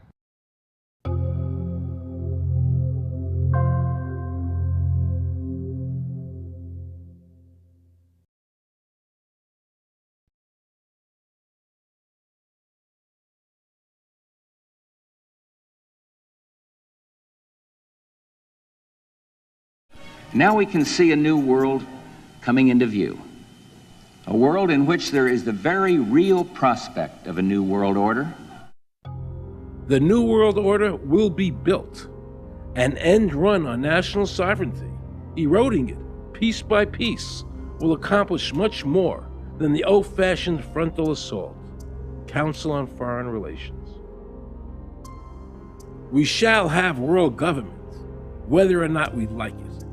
The only question is whether world government will be achieved by conquest or consent. Paul Warburg, Council on Foreign Relations and architect of the Federal Reserve System. There's a group that get together internationally and they sort of play God with our money. You think that's part of what George Bush said was the one world order? They can't have a new world order only with a world police, military. Right. I think the financial system ultimately is even more important than the guns. The central bankers of the world are working together to create a one world government, a global police state as sinister as anything George Orwell ever wrote about, where every person on the planet Earth will have an RFID chip implanted, where the bankers and the governments can monitor every transaction you make. A chip in everybody would be the universal monetary system par excellence.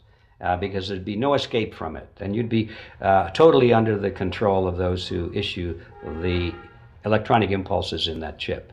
Their strategies are being accomplished through the World Trade Organization, the International Monetary Fund, and the Bank for International Settlements, which is the central bank for all the central banks of the world. Most people don't have a clue that these unelected private bankers actually control the governments of the world. They have financed and profited from every war since World War I without concern for humanity.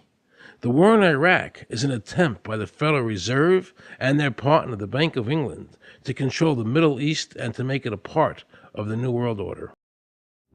To defend the New World Order, U.S. soldiers will have to kill and die. Arthur Schlesinger, Counselor on Foreign Relations. Military men are just dumb, stupid animals to be used as pawns in foreign policy. Henry Kissinger, Council on Foreign Relations. Now let's listen to this quote by Robert Reich, a member of President Clinton's cabinet and one of his most trusted advisors. The dirty little secret is that both houses of Congress are irrelevant. America's domestic policy is now being run by Alan Greenspan and the Federal Reserve. America's foreign policy is now being run by the International Monetary Fund. When the president decides to go to war, he no longer needs a declaration of war from Congress. Dr. Carol Quigley, professor from Georgetown University, who was also President Clinton's mentor, said in his book, Tragedy and Hope, the powers of financial capitalism had a far-reaching aim, nothing less than to create a world system of financial control in private hands, able to dominate the political system of each country and the economy of the world as a whole. And then President Clinton's Deputy Secretary of State, Strobe Talbot, said, "In the next century, nations as we know it will be obsolete. All states will recognize a single global authority." All these supposed free trade agreements, NAFTA, GATT, CAFTA, are truly nothing more than the governments of the world and the central banks working together to create a one-world government. They are not free trade. These treaties are government-managed trade, and they are destroying the American worker. Through these treaties, the bankers are actually beginning to control the laws of the world. The fact is that this relationship between the bankers, the government, and the huge multinational corporations is the very reason why the government no longer enforces its immigration laws. The bankers want a one-world government without borders, and the American government is obeying them. If the government was so worried about terrorism, why are they leaving the borders open? But at the same time, telling American citizens they need an ID card with an RFID chip.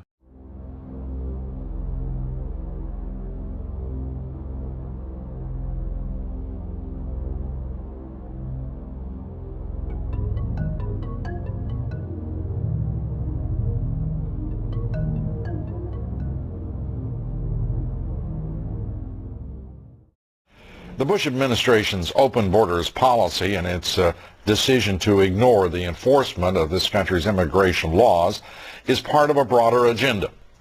President Bush signed a formal agreement that will end the United States as we know it, and he took the step without approval from either the U.S. Congress or the people of the United States. Bill Tucker reports. The Security and Prosperity Partnership of North America sounds benign, hardly like a policy that critics call NAFTA on steroids. It's a deal that few have even heard of. It's being done again by very few people at the very top on behalf of the investment class, but the working class of people, political officials across our country, from communities, from cities and so forth, they don't know anything about this. Yet it was agreed to by Mexico's President Fox, Canada's Prime Minister Martin, and President Bush in 2005. Administration officials counter their critics by saying everything about SPP is on the White House website. And they say the partnership is not a treaty, but more of an outline of priorities between the United States, Mexico, and Canada. Still, some wonder why there haven't been public discussions about the goals being pursued. You know, I was asked the other day about whether or not I really thought the American people had the stomach to stand up and stop this nonsense, this direction from a group of elites in absolute contravention of our law, of our Constitution, every national value. And I hope, I pray that I'm right when I said yes. But this is beyond belief. Look what happened in Europe. The people that voted down the European Constitution wanting each country to stay sovereign. Yet the private central bankers are pushing the governments forward to make this Constitution happen, even though the people voted against it and clearly do not want a world government nor one European government.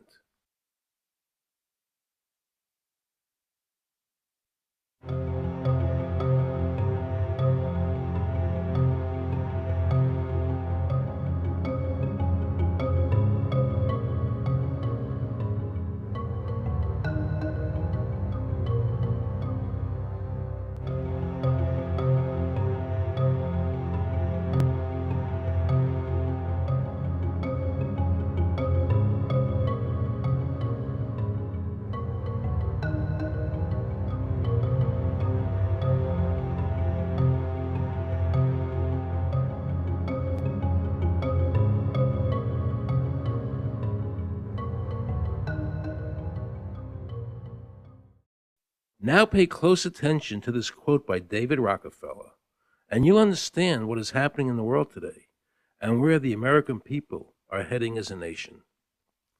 We are grateful to the Washington Post, the New York Times, Time Magazine, and other great publications whose directors have attended our meetings and respected their promises of discretion for almost 40 years. It would have been impossible for us to develop our plan for the world if we had been subjected to the lights of publicity during those years.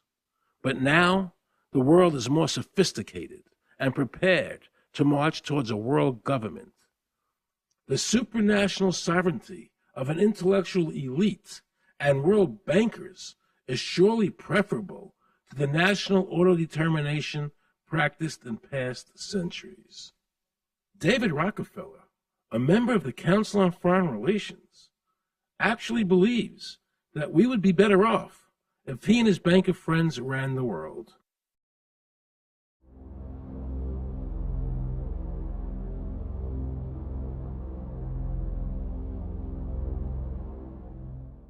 Benito Mussolini had a great quote about fascism. He said that fascism should be called corporatism more properly because it's the perfect merger of power between the corporation and the state.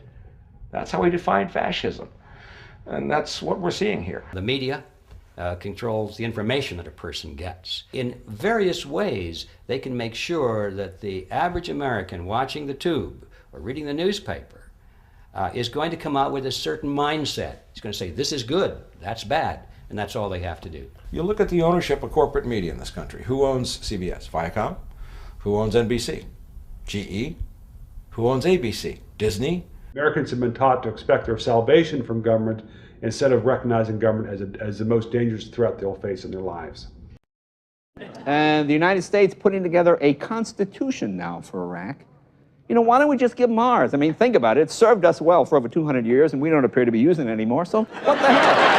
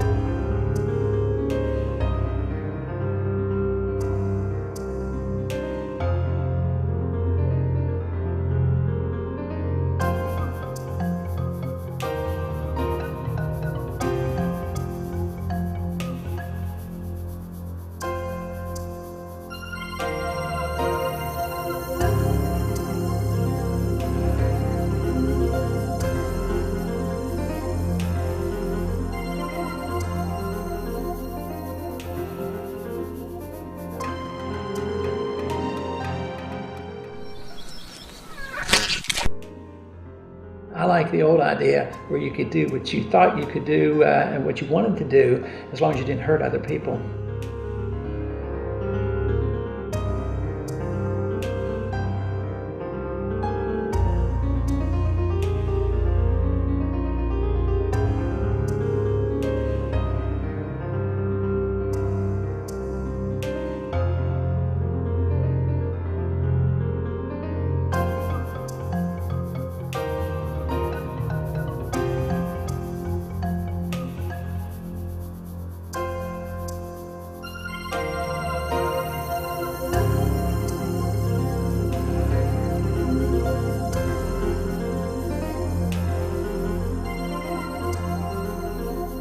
I think that the ultimate choice that's being presented to mankind is that it's time to either evolve or perish.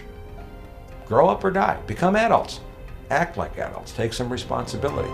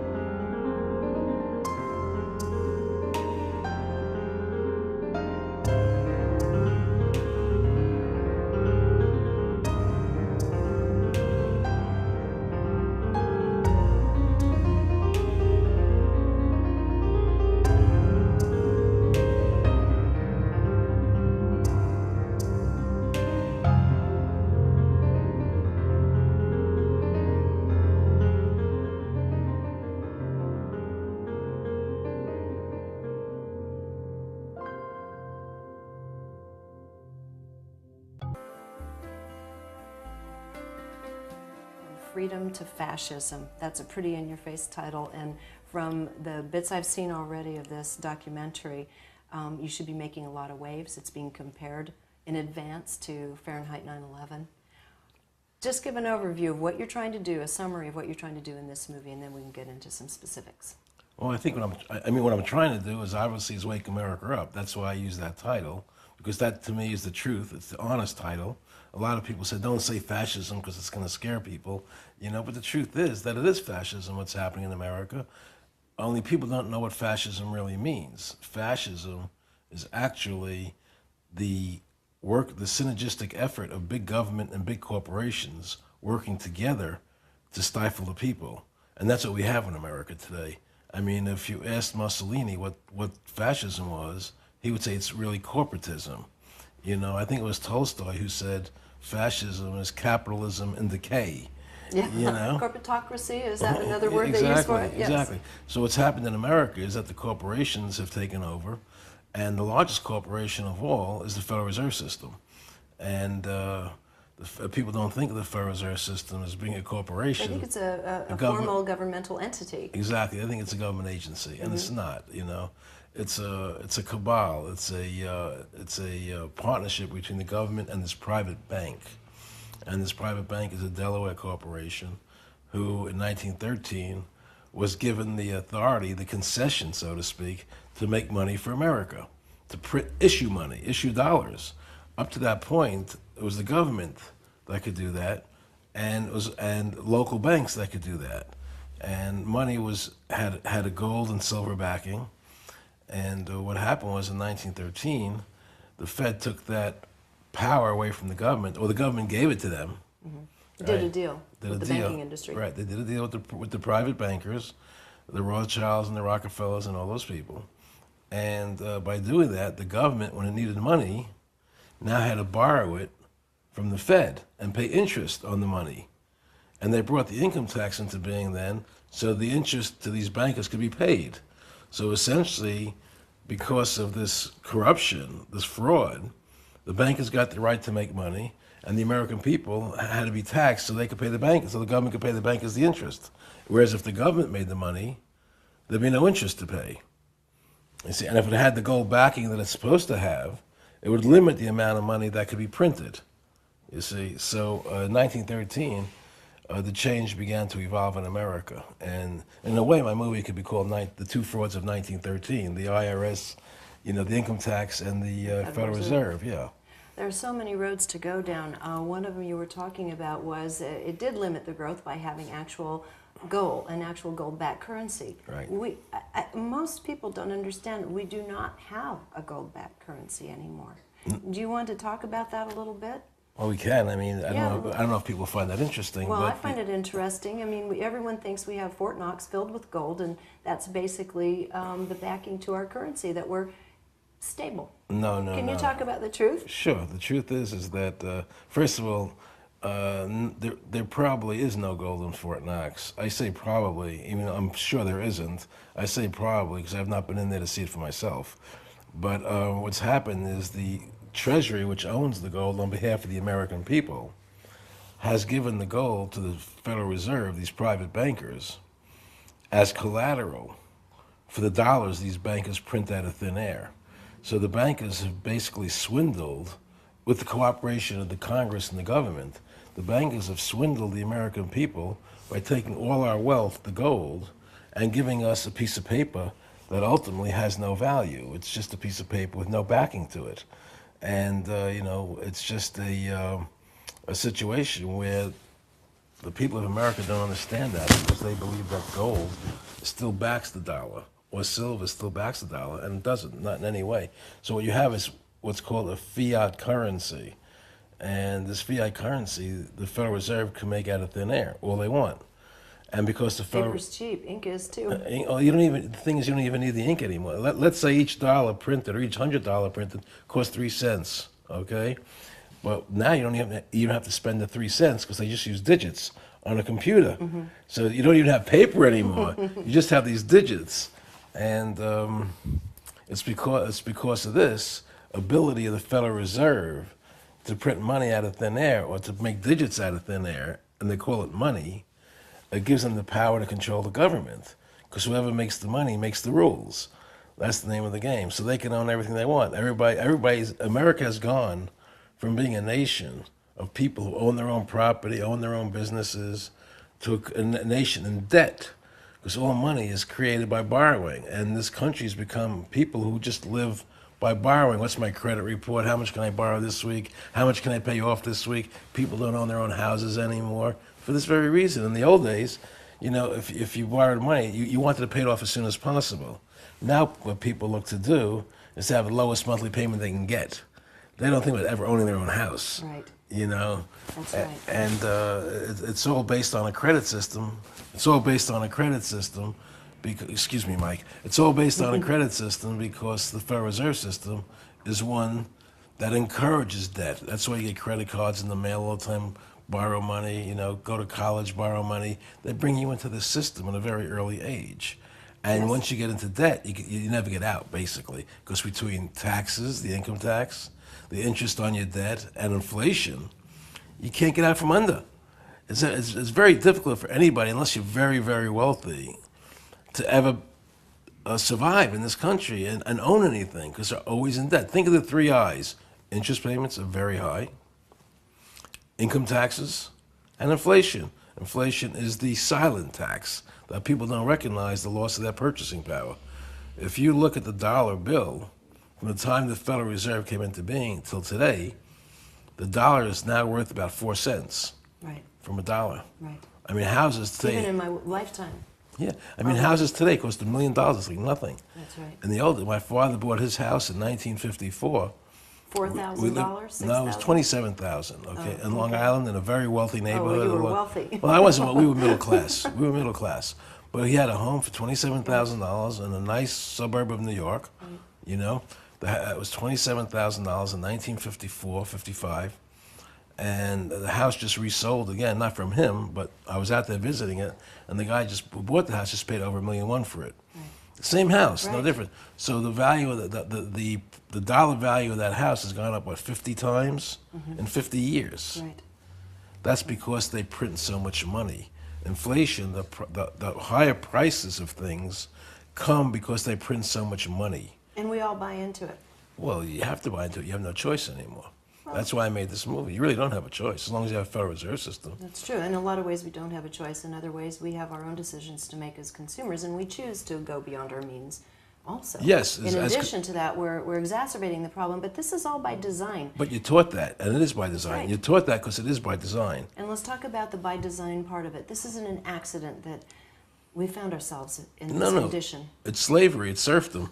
I mean, just take a look. You know, the Democrats and Republicans in Congress, right, have just have allowed this Federal Reserve System to come into being, and now they're letting the banks charge these usurious rates of interest over 20, sometimes 30% on the money you borrow, Right. and yet they change the bankruptcy laws so that's much more difficult Exactly. to get out of debt. So they're making you debtors for life. Everything is always on behalf of the banks. It's always on behalf of the Federal Reserve. You have these high rates of interest, and at the same time, right, you can't declare bankruptcy anymore. They're making it very difficult. You're in the little mill. You're in it for on the life. spin. You're the hamster on the wheel. Yeah, for life. Yeah. Let's talk about why and the entities that have really helped set this up long term to have people in the little hamster mill of life. Well, it's set up. I mean, it came about because the bankers. This has been a fight throughout history. I mean, Andrew Jackson fought the fight. Thomas Jefferson fought the fight. You know, the bankers have always wanted to control the country because they're very clever and very smart people. And they knew that if they could ever get the government to give them the right to issue the money, they would control the government. They would control the laws of the nation. That's why even today, you look at the immigration laws. You look what's happening with immigration in America. Why is it happening? On one hand, people say we've had this 9/11 attack, and we have to get ID cards for people, RFID chips. Everybody has to be identified. They have to go to the airport. They have to be searched. Right. Right. Very true. Everything is. We got security's foremost in everybody's mind. Right. But on the other hand, I know if I were the president and 9/11 came, the first thing I would do was shut off the borders. So nobody can come in there. So on one hand, they're telling Americans they have to be controlled with ID cards and RFID chips and wanting to chip people. And on the other hand, they're letting everybody come into the border. Terrorists, whoever wants to come in, can just walk over the border and come into the country. So you know it's a lie. It's not about terrorism. It's about the banks controlling the country and the world, working together. This is about the bankers wanting a one world government without borders. That's why everybody's able to come through the borders. It's not about security at all. And so the situation we're facing today is we have a government that's controlled by the Federal Reserve System. And the Federal Reserve System has this appearance of credibility. And Alan Greenspan's the greatest guy in the world. And now Bernanke, you know, and all these guys, oh, the Federal Reserve, you got to have the Federal Reserve. But in reality, the Federal Reserve is part of the Communist Manifesto. They talk about America having being a capitalistic society, you know, but yet you have a central bank that makes all the decisions. That's not capitalism. No. It's a fraud. It's a lie. They deceive the people, and they put out all this spin, all this press. You know, the Federal Reserve is the greatest thing in the world, and they're going to protect us, and they're going to make sure there's no more depressions in this country. What they've done is destroy the currency of this country, and they've taken all our gold while destroying the currency. And at some point, they're going to probably pull the plug and create the Great Depression. You know. And we're talking about the silent hand behind the powers that we see on the news. Yes, totally. There's no question that the bankers control, whether it's George Bush or Hillary Clinton or whoever it is. It doesn't matter, Democrat or Republican. It's irrelevant. You know, that's why, like Michael Moore's movie, even though I enjoyed his movie and I respected what he did as a filmmaker, I thought he did a very good job with that movie, even though I didn't agree with everything he said. Mm-hmm. You know, I thought just as a filmmaker, pure filmmaker, he did a good job. He got his points across. But on the other hand, what he did do was play into what the powers that be want him to play into. How so? He played into it because it was Democrat versus Republican. Keeping it more local than no, it really is, smaller. No. Keeping it polarized. Polarized, right. Not smaller, not bigger, keeping it polarized. Red state versus blue state. Liberal versus conservative. Democrat versus Republican. Yes. Michael Moore played into the system and what the people want to happen. They want people looking at Democrats and Republicans and fighting over that. Mm-hmm. Red states and blue states, but not looking at the Federal Reserve as the real answer. So they hide behind that. It's like the Wizard of Oz, the guy behind the curtain. The guy behind the curtain. And the guy behind the curtain is the Federal Reserve. Well, it's not even the Federal Reserve so much as the people behind the Federal Reserve. They use the Federal Reserve as a tool so they can control things. So what Michael Moore did was, he increased the tension in America. He kept the polarization alive, which is what the people behind the curtain want. And I don't think he did that because intentionally. I think he did it because that's his point of view. Right. And he doesn't know about the people behind the curtain.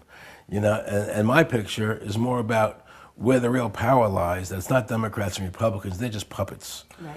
And my movie goes after the system and how the system is functioning and operating today and what's really going down, why people are so dissatisfied and unhappy in America and around the world. And we try to address those issues and how to stop it from happening. And so what's happening is, and it's not only in America now. Right. I mean, we have the Federal Reserve System here, but there are central banks all over the world, and they all work together. It doesn't matter if it's China. Well, it doesn't matter if it's Britain. Well, I can't speak for China, but I can tell you, Britain, you're right, it doesn't matter. And most of the industrialized West, it doesn't matter. It's all central banks controlling the governments. And the central banks make secret agreements with each other. Like, our Congress, the central bank in America the other day said there's this thing called M3. I don't want to get too technical here, but M3 is basically a measure of the money supply. The bigger the growth of the money supply, the less the dollar is worth. It loses value. The more you print, the more you have of something, the less it's worth, right? And so now they've decided they're not going to publish the figures of M3 anymore. They don't want people to know how much money they're printing. And they don't now that's something we have every right to know. Yes, we do, and we have large concerns. Yeah. They hit that magic number. Was it last month, the $8.3 trillion? That's just part of the debt, yeah. But that's part of it. But that's a big point to hit, isn't it? There's unfunded. We have unfunded liabilities in this country of over $70 trillion. The 8.3 is just a portion of that. Yeah. So the real question is, there's so much debt in this country. They've got to keep things afloat. Mm-hmm. So they have to keep printing tons and trillions and trillions of dollars. And it's getting so massive, they don't want to let us know how much they're printing. Right. And we have no way to measure how fast we're going to lose the purchasing power of our money. And then on the other hand, if they choose to stop printing money, they can cause the biggest depression that ever happened in this country, in the world. And it's all in these guys' power. I don't want to give them that power. Right. And it's unconstitutional. It's wrong. Thomas Jefferson, James Madison, the founders of this country, fought against having a central bank. Right. It was one of the main objects that they fought against. Mm-hmm. And so we have this central bank controlling us and controlling the laws of the nation. And now you see the government talking about these RFID chips going and everything that can track you wherever you go. It's going to be on your license, your driver's license by May 2008. They're telling the states you have to put these chips in the driver's licenses. It's supposed to be in credit cards. It's supposed to be in everything in the future. And they're going to chip people with it. They're going to put it into your bodies. Right, and it not only in our bodies, in our wallets. You walk but you walk through a turnstile and you have a barcode on something. The transaction's done. Of course, but I'm saying to you that And it goes in stages first. So you can have it on your driver's license, you can have it on your card, but eventually it's going to end up in your hand. Yes. Right? It's going to end up in your hand. So you can have a homing device built into you. Right. They can track you wherever they want to track you, wherever you want. If you have a cell phone or if you have a GPS system in your car, they can do that anyway. They but can. It's just making it a lot easier. Well, I mean, you chip now, you're going to be chipped like a dog. Right. If I don't want to be chipped, I'm not going to be chipped. Right. But the fact is that you're not going to be able to start your computer, or you're not going to be able to have a bank account. And if you're chipped, and all money now becomes digitized, they can take the chips out of you whenever they want to. I mean, they can take your money from you whenever they want to. You have no say. And this you owe us this much money. You owe us this much money, and they just take it out of your digits. Right. So you have no privacy left. Right. You know, I mean, if I don't want to have a cell phone, I can throw it away. If I don't want GPS in my car, I can get rid of it. Right. But once they want to implant you in it, and there's no more money, there's no more cash, and you're in a cashless society, you have to have that chip in you if you want to buy food, right? So, and if you protest like I do, if you fight what they're doing, they can just turn off my chip. I can't even buy food. I can't pay my bills. Right? It's total control. It's slavery. It's slavery. It's slavery. And these central bankers are doing that. And I'm not prepared to allow them to do it. That's why I made this movie. I want people to wake up and know what's really happening in this country and the world. That's what happened in Europe recently. They voted down the European Constitution, right? But they're not stopping. They're going forward with it anyway. Because first they want to put the world into blocks: the Europeans, the Asians, the Americas, into three, and then they want to bring it all together. I mean, it's a one world government where even voting has no more. It doesn't mean anything. I mean, think about your government. You want to live in a government where you have a say. That's why they say local government is the best government, because you have a voice. And now in America today, in the federal government, you know you have no voice. You have nothing to say. Imagine a world government. What are you going to be able to say? Nothing. Nobody's going to listen to you. You're just a tool for these people. You're a tool. You're a hamster. And they're going to suck you dry and spit you out. They don't care about you. And you're a revenue source, and I wouldn't mind getting into that because you Well, come that's- out with both guns firing about the IRS and the legality of the IRS. This is huge. I've been reading about it for years, but I kept thinking, okay, I see what they're saying. However, they can still throw you in jail. Yes. Can you talk about the whole fraud of the IRS? Yeah, I will in a second, but you said something about being a revenue source, which reminded me of something, okay? I was friendly with one of the Rockefellers, okay? And he said to me one day, which just blew my mind. He said, Aaron, remember that whole thing with Women's Lib when it was the biggest thing I saw in all the magazines and television? Women's Lib, women have a right to work just like they had a right to vote, and you make sure that you have a right to work, and they fight for women's lib, women's right to work. He says, we were promoting that whole thing, you know, the Council on Foreign Relations, the Federal Reserve, because we want to get the women in the workforce. We want to be able to tax them. That's why you saw it in all the newspapers all the time. And the added plus was, then they had to put their kids in childcare, into schools earlier so we can control their minds at a young age. That's what that was all about. You called it women's lib, you know, but it was about giving us control. And nobody realized that. And now we got it. Now women are as exhausted as men in Exactly. the treadmill. It's we're dealing with very diabolical people, very devious diabolical people who are incredibly intelligent, who control the money supply, they control the army, they control the government, and it's very hard to stop them. And the way to stop them, in my view, and it could be done, even though we're very close to it, to losing this game. Yeah, the point of no return. Yeah, we're very close to that. But the way to do it is to shut down the Federal Reserve System, to have all Americans, while we still have a chance. You see, Congress has the legal authority to shut down the Federal Reserve, right? But if they don't have the courage to do it, well, because how do we? Well, because if we massively protest it and tell every politician, you know, that you have to listen to the will of the people, not the will of the Federal Reserve bankers, and we're going to vote you out of office unless you sign an affidavit saying you're going to shut down the Federal Reserve System. And that will be the litmus test on who to vote for, not whether they're Democrats, not whether they're Republicans, but will you sign an affidavit saying, I will be part of shutting down the Federal Reserve System. I will vote to shut it down. And drop all the other issues, whether it's gun control or environment or whatever, because nothing's going to matter if you don't get rid of the Federal Reserve. Right. So if we can get everybody to just focus on the Federal Reserve System like a laser beam and drop all the other stuff temporarily and just shut them down, you'll have a chance of saving the country. You know, that's what it's going to take. And we can still do it because Congress has the authority to do it. And Congress needs you and me to vote for them to get back into office. But for this to happen, we have to, it's up to also you and me and many others to begin educating the public as to what we're really up against. Which is that's why I made the movie. Exactly, which is, I just totally applaud you on that. Thanks. Let's go, can we go into the IRS now? now? Sure, Let's talk about it, that's sure. huge. Well, the IRS is huge, but don't forget the IRS is just part of the Federal Reserve System problem. And in actuality, There is no law. I've researched this very thoroughly because I kept hearing for years there's no law that you have to pay, and I sort of poo-pooed it. Yeah, I did too. And they make you think anybody that says that's a wacko and a kook, you know. But there is no law. Let me just tell you straight out. There is no law that requires you to file a 1040. I researched this, and I'll tell you why there's no law. First of all, the Constitution says, okay, that there's two kinds of taxation: direct taxes and indirect taxes. A direct tax must be apportioned and done by census, which means that a direct tax, which is what a tax on your labor would be a direct tax, you can't get away from it, right? A direct tax on your labor would have to be apportioned, meaning divided amongst all the people equally, right? Mm-hmm.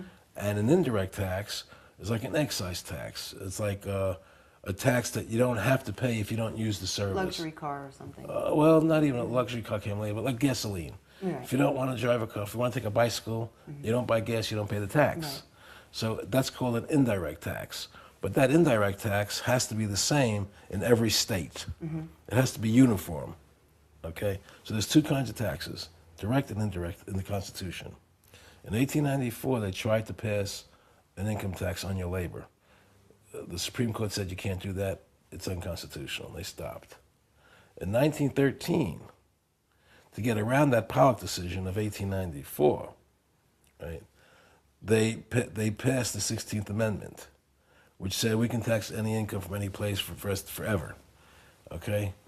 And once they passed that tax, then people started paying an income tax on the labor. It became a third form of taxation. Mm-hmm. You had direct apportioned tax, you had the indirect tax, and now you had a direct tax that was unapportioned, mm-hmm. okay? So you had three forms of taxation mm-hmm. now. But, two things. The amendment was never ratified properly. It was a fraud, okay? And that's been proven.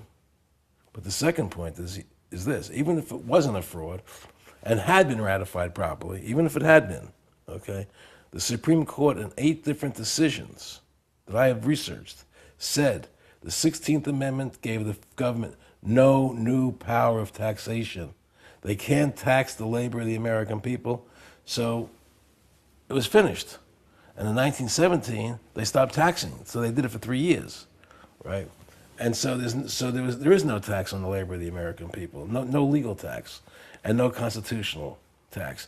So they've made the IRS code, right, says whatever it says, but whatever it says is irrelevant because it's not in compliance with legal. The Supreme Court decisions, right? Right. And even the IRS code, if you actually examine it, okay, even though it's irrelevant because it doesn't comply with the Supreme Court. Mm-hmm. Actually, if you examine it, there's still no law that makes you pay a tax on your labor. Okay? Right, yet every one of us, I guess there are, 69, 70 million Americans who don't, but most of the rest of us are on the treadmill and we're paying dutifully our taxes on time each year. Well, they make you feel if you don't pay it, you're not a good citizen. That's part of their propaganda. Well, and that's what allows them to keep spending money. But in fact, it's not just you saying this. What I found very compelling in your film is that you're talking with former IRS agents and investigators who were put to the task of finding out on behalf of inquiries as to whether or not this was a legal practice, right. Only to find out that it wasn't legal. And in fact, some of these people who were formerly with the IRS have not paid their taxes since they found out about this. Right. There are many IRS agents, former agents, who have left the IRS because they did the research, and they were in there before I was. Right. You know, and they deserve to be honored for the work they've done because it's a giant, in my opinion, it's a giant scam. And it takes a lot of courage to do that, though, because what are we still up against? Well, the thing is that we're up against the police state because what they'll do is, even though there's no law, they threaten people with harm. Right. You see, but I interviewed the IRS commissioner, the ex-IRS commissioner, who wrote the tax code.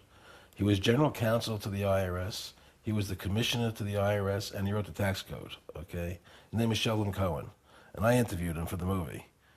And in the movie, he says, Supreme Court decisions are inapplicable to the IRS. Mm-hmm. Interesting. And what does he give as a justification for that? He has no justification because I put him into a corner. He couldn't answer the questions. So he was forced, at the end to say, it doesn't, Supreme Court decisions don't matter, which we all know is a lie. Right. So the IRS is not beyond the Supreme Court, right? So there is no law that allows the government to have a direct, unapportioned tax on your labor. Okay? Now, an income tax is defined by the Supreme Court as a corporate gain. Mm-hmm. You see, there is an income tax, but it's not a tax on your labor. An income tax is actually a tax on gains by corporations. Mm-hmm. That's the definition of an income tax in the Eisner versus McCumber case, if anybody wants to go look it up, right? And so, there's an income tax, but it's not a tax on you. It's a tax on corporations. Right. And this has been pressed, this was pressed with many administrations, including the Clinton administration as well as now. And so it really does cut across political boundaries. And can you talk a little bit about the background? You have a bite in there, a sound bite in there from Judge Emmett Sullivan. Yes. Can you tell about how that came about? It was really just a shocking statement. Well, what happened was that there's this group called We the People, and they served a petition on the government for the government to show the law that they're enforcing. We have a right to petition. Under the First Amendment, people have a right to petition their government to get answers to things. The government is the servant of the people, not the other way around. So they petitioned the government to get answers, and the government refused to answer the question about where the law is. So they went to court, and this Judge Sullivan said in his decision that the government does not have to answer the people's questions about where the law is. Now that is beyond chilling. Yes, we don't have a constitution anymore. We don't have a government run by the people anymore. We live in a totalitarian country today. That's the bottom line. We live in totalitarianism.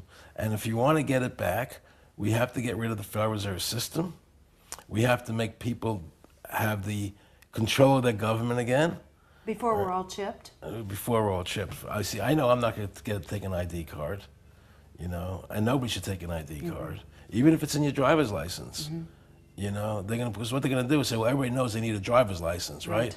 So we're going to put in the driver's license, which they can't turn down. Right. But if you just had a separate ID card, you would say, well, I don't want that card, I'm not going to take it. But if it's in my driver's license, I better get it because I have to drive. Right. So they're very smart people. They put you into situations where you have to take things from them. But even if it's in the driver's license, you shouldn't take it. Don't take an ID card. And I'm planning a series of nationwide strikes and revolt against what's happening in the government to wake people up, to shut down the Federal Reserve System, to stop these chips from being employed, and I expect that my movie is going to raise a lot of awareness and activity from people. People will start getting involved when they realize what's really happening and how all these central banks of the world are working together. I mean, sometimes you say the word New World Order, and people, oh, you're just a conspiracy nut, No, that's not true anymore, though, is it? Well, some people. And so I showed George Bush in the movie talking about the New World Order. Okay.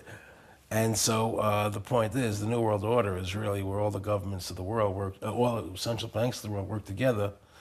They control the governments and they can control the laws of the world. And we're going to have to be forced to listen to these laws. And the laws are about controlling us, not giving us freedom, And so unless we get back to our idea of individual rights, individual freedoms, and allowed to express yourself in the way you want, we're going to lose this game. And unless people get active and say, I'm going to shut down the Federal Reserve System, I'm going to shut down the powers that be, we're doomed otherwise. Is there any means beyond that? Say, for example, we're not successful in shutting down the Federal Reserve. What about strength in numbers with the individuals? What if half the country is refusing to pay their income tax, for example? Well, half the country already does not pay it, but... Seriously, it's half? 67 million people, Jeez, what have I been doing? I'm told 67 million people by the IRS themselves aren't filing. But I don't think it's all because they were protesting. I think there's a lot of that just... By default, they couldn't pay the taxes. By default, right. Or they're trying to skip it, or whatever, But I mean, even if we can't get the Congress to shut down the Federal Reserve System, then you shut down the country with massive strikes, get everybody to stop. I mean, you just get people, because people are going to begin to realize, because we're coming near the end game, and things are starting to accelerate. Right.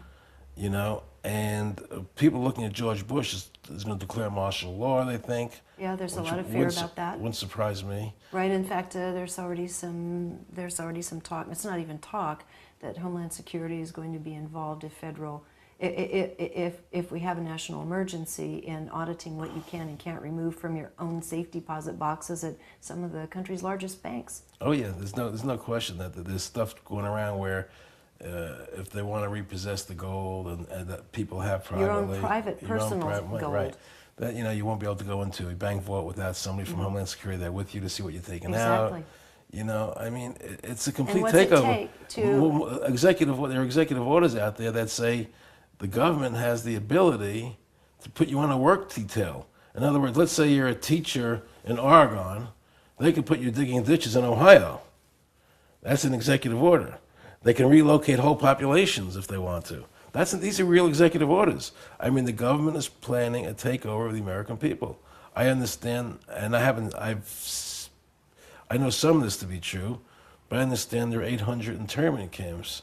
I was just going to ask you this question next, and I didn't know it was up to 800, but it's my understanding that not only do they exist, I actually went to a conference listening to an engineer, very dry presentation on how they build them, how they tunnel that far every day, and the kind of the technical end of building these camps underground, which are spotted all over the United States. Yes. Now, most people don't know these exist. No, and what the heck are they building them for if not for use? Well, they claim they're building them for if there's too much immigration into the country, if it gets crazy. Round everybody up? At this point, it's hard to know. It's hard to know what's in their minds. All I know is the fact is that they're building them. That's for real. Right. How they're going to use them is speculation on my part. Right. But any good logical way of thinking lets you know what they're going to use them for. Right. And so even though I can't prove what's in their minds, it's pretty obvious. And it seems to me that what we have to fight for is to restore the very essence of what Thomas Jefferson and James Madison gave us here, that we control the government. This is about we the people again, not about the government and these bankers working together to stifle us, And unless the people wake up and say, hey, I'm not going to take this anymore. I'm mad as hell. I'm not going to do this. And stop it, because we have the power. We still have the power. They can't, if we resist, there's nothing they can do. The problem is we're asleep at the wheel. We're being lulled by many forces. But people like you are trying to wake people up. I'm trying to wake people up. There's more people awake now than have ever been before. True. I see that happening, and I think a picture like mine can help wake people up to what the truth is, and possibly the word will spread. And if we can all get focused on how to win the game instead of all these different objectives, all these different. Keeping us polarized. Yeah. Essence, well, no, I don't even mean that. I mean, there are people who are fighting, to get a better environment. There are people who are fighting for lack of gun control. Right. There are all these different issues that are going on around the country, which are all important on their own. But if we can sort of consolidate all that and focus, take all those people and say, listen, we're going to shut down the Federal Reserve first, then we'll deal with those issues. Right. Let's go to the agenda, the objective first. Then we'll go back to the other stuff. Because that's the priority right now. You got to cut off the head of the beast. Right? And the head of the beast is the Federal Reserve and the people behind it. You see? And that's what will save this country. And if people understand that, and they stop being good Democrats and stop being good Republicans, but rather become good Americans, that's what will save the country.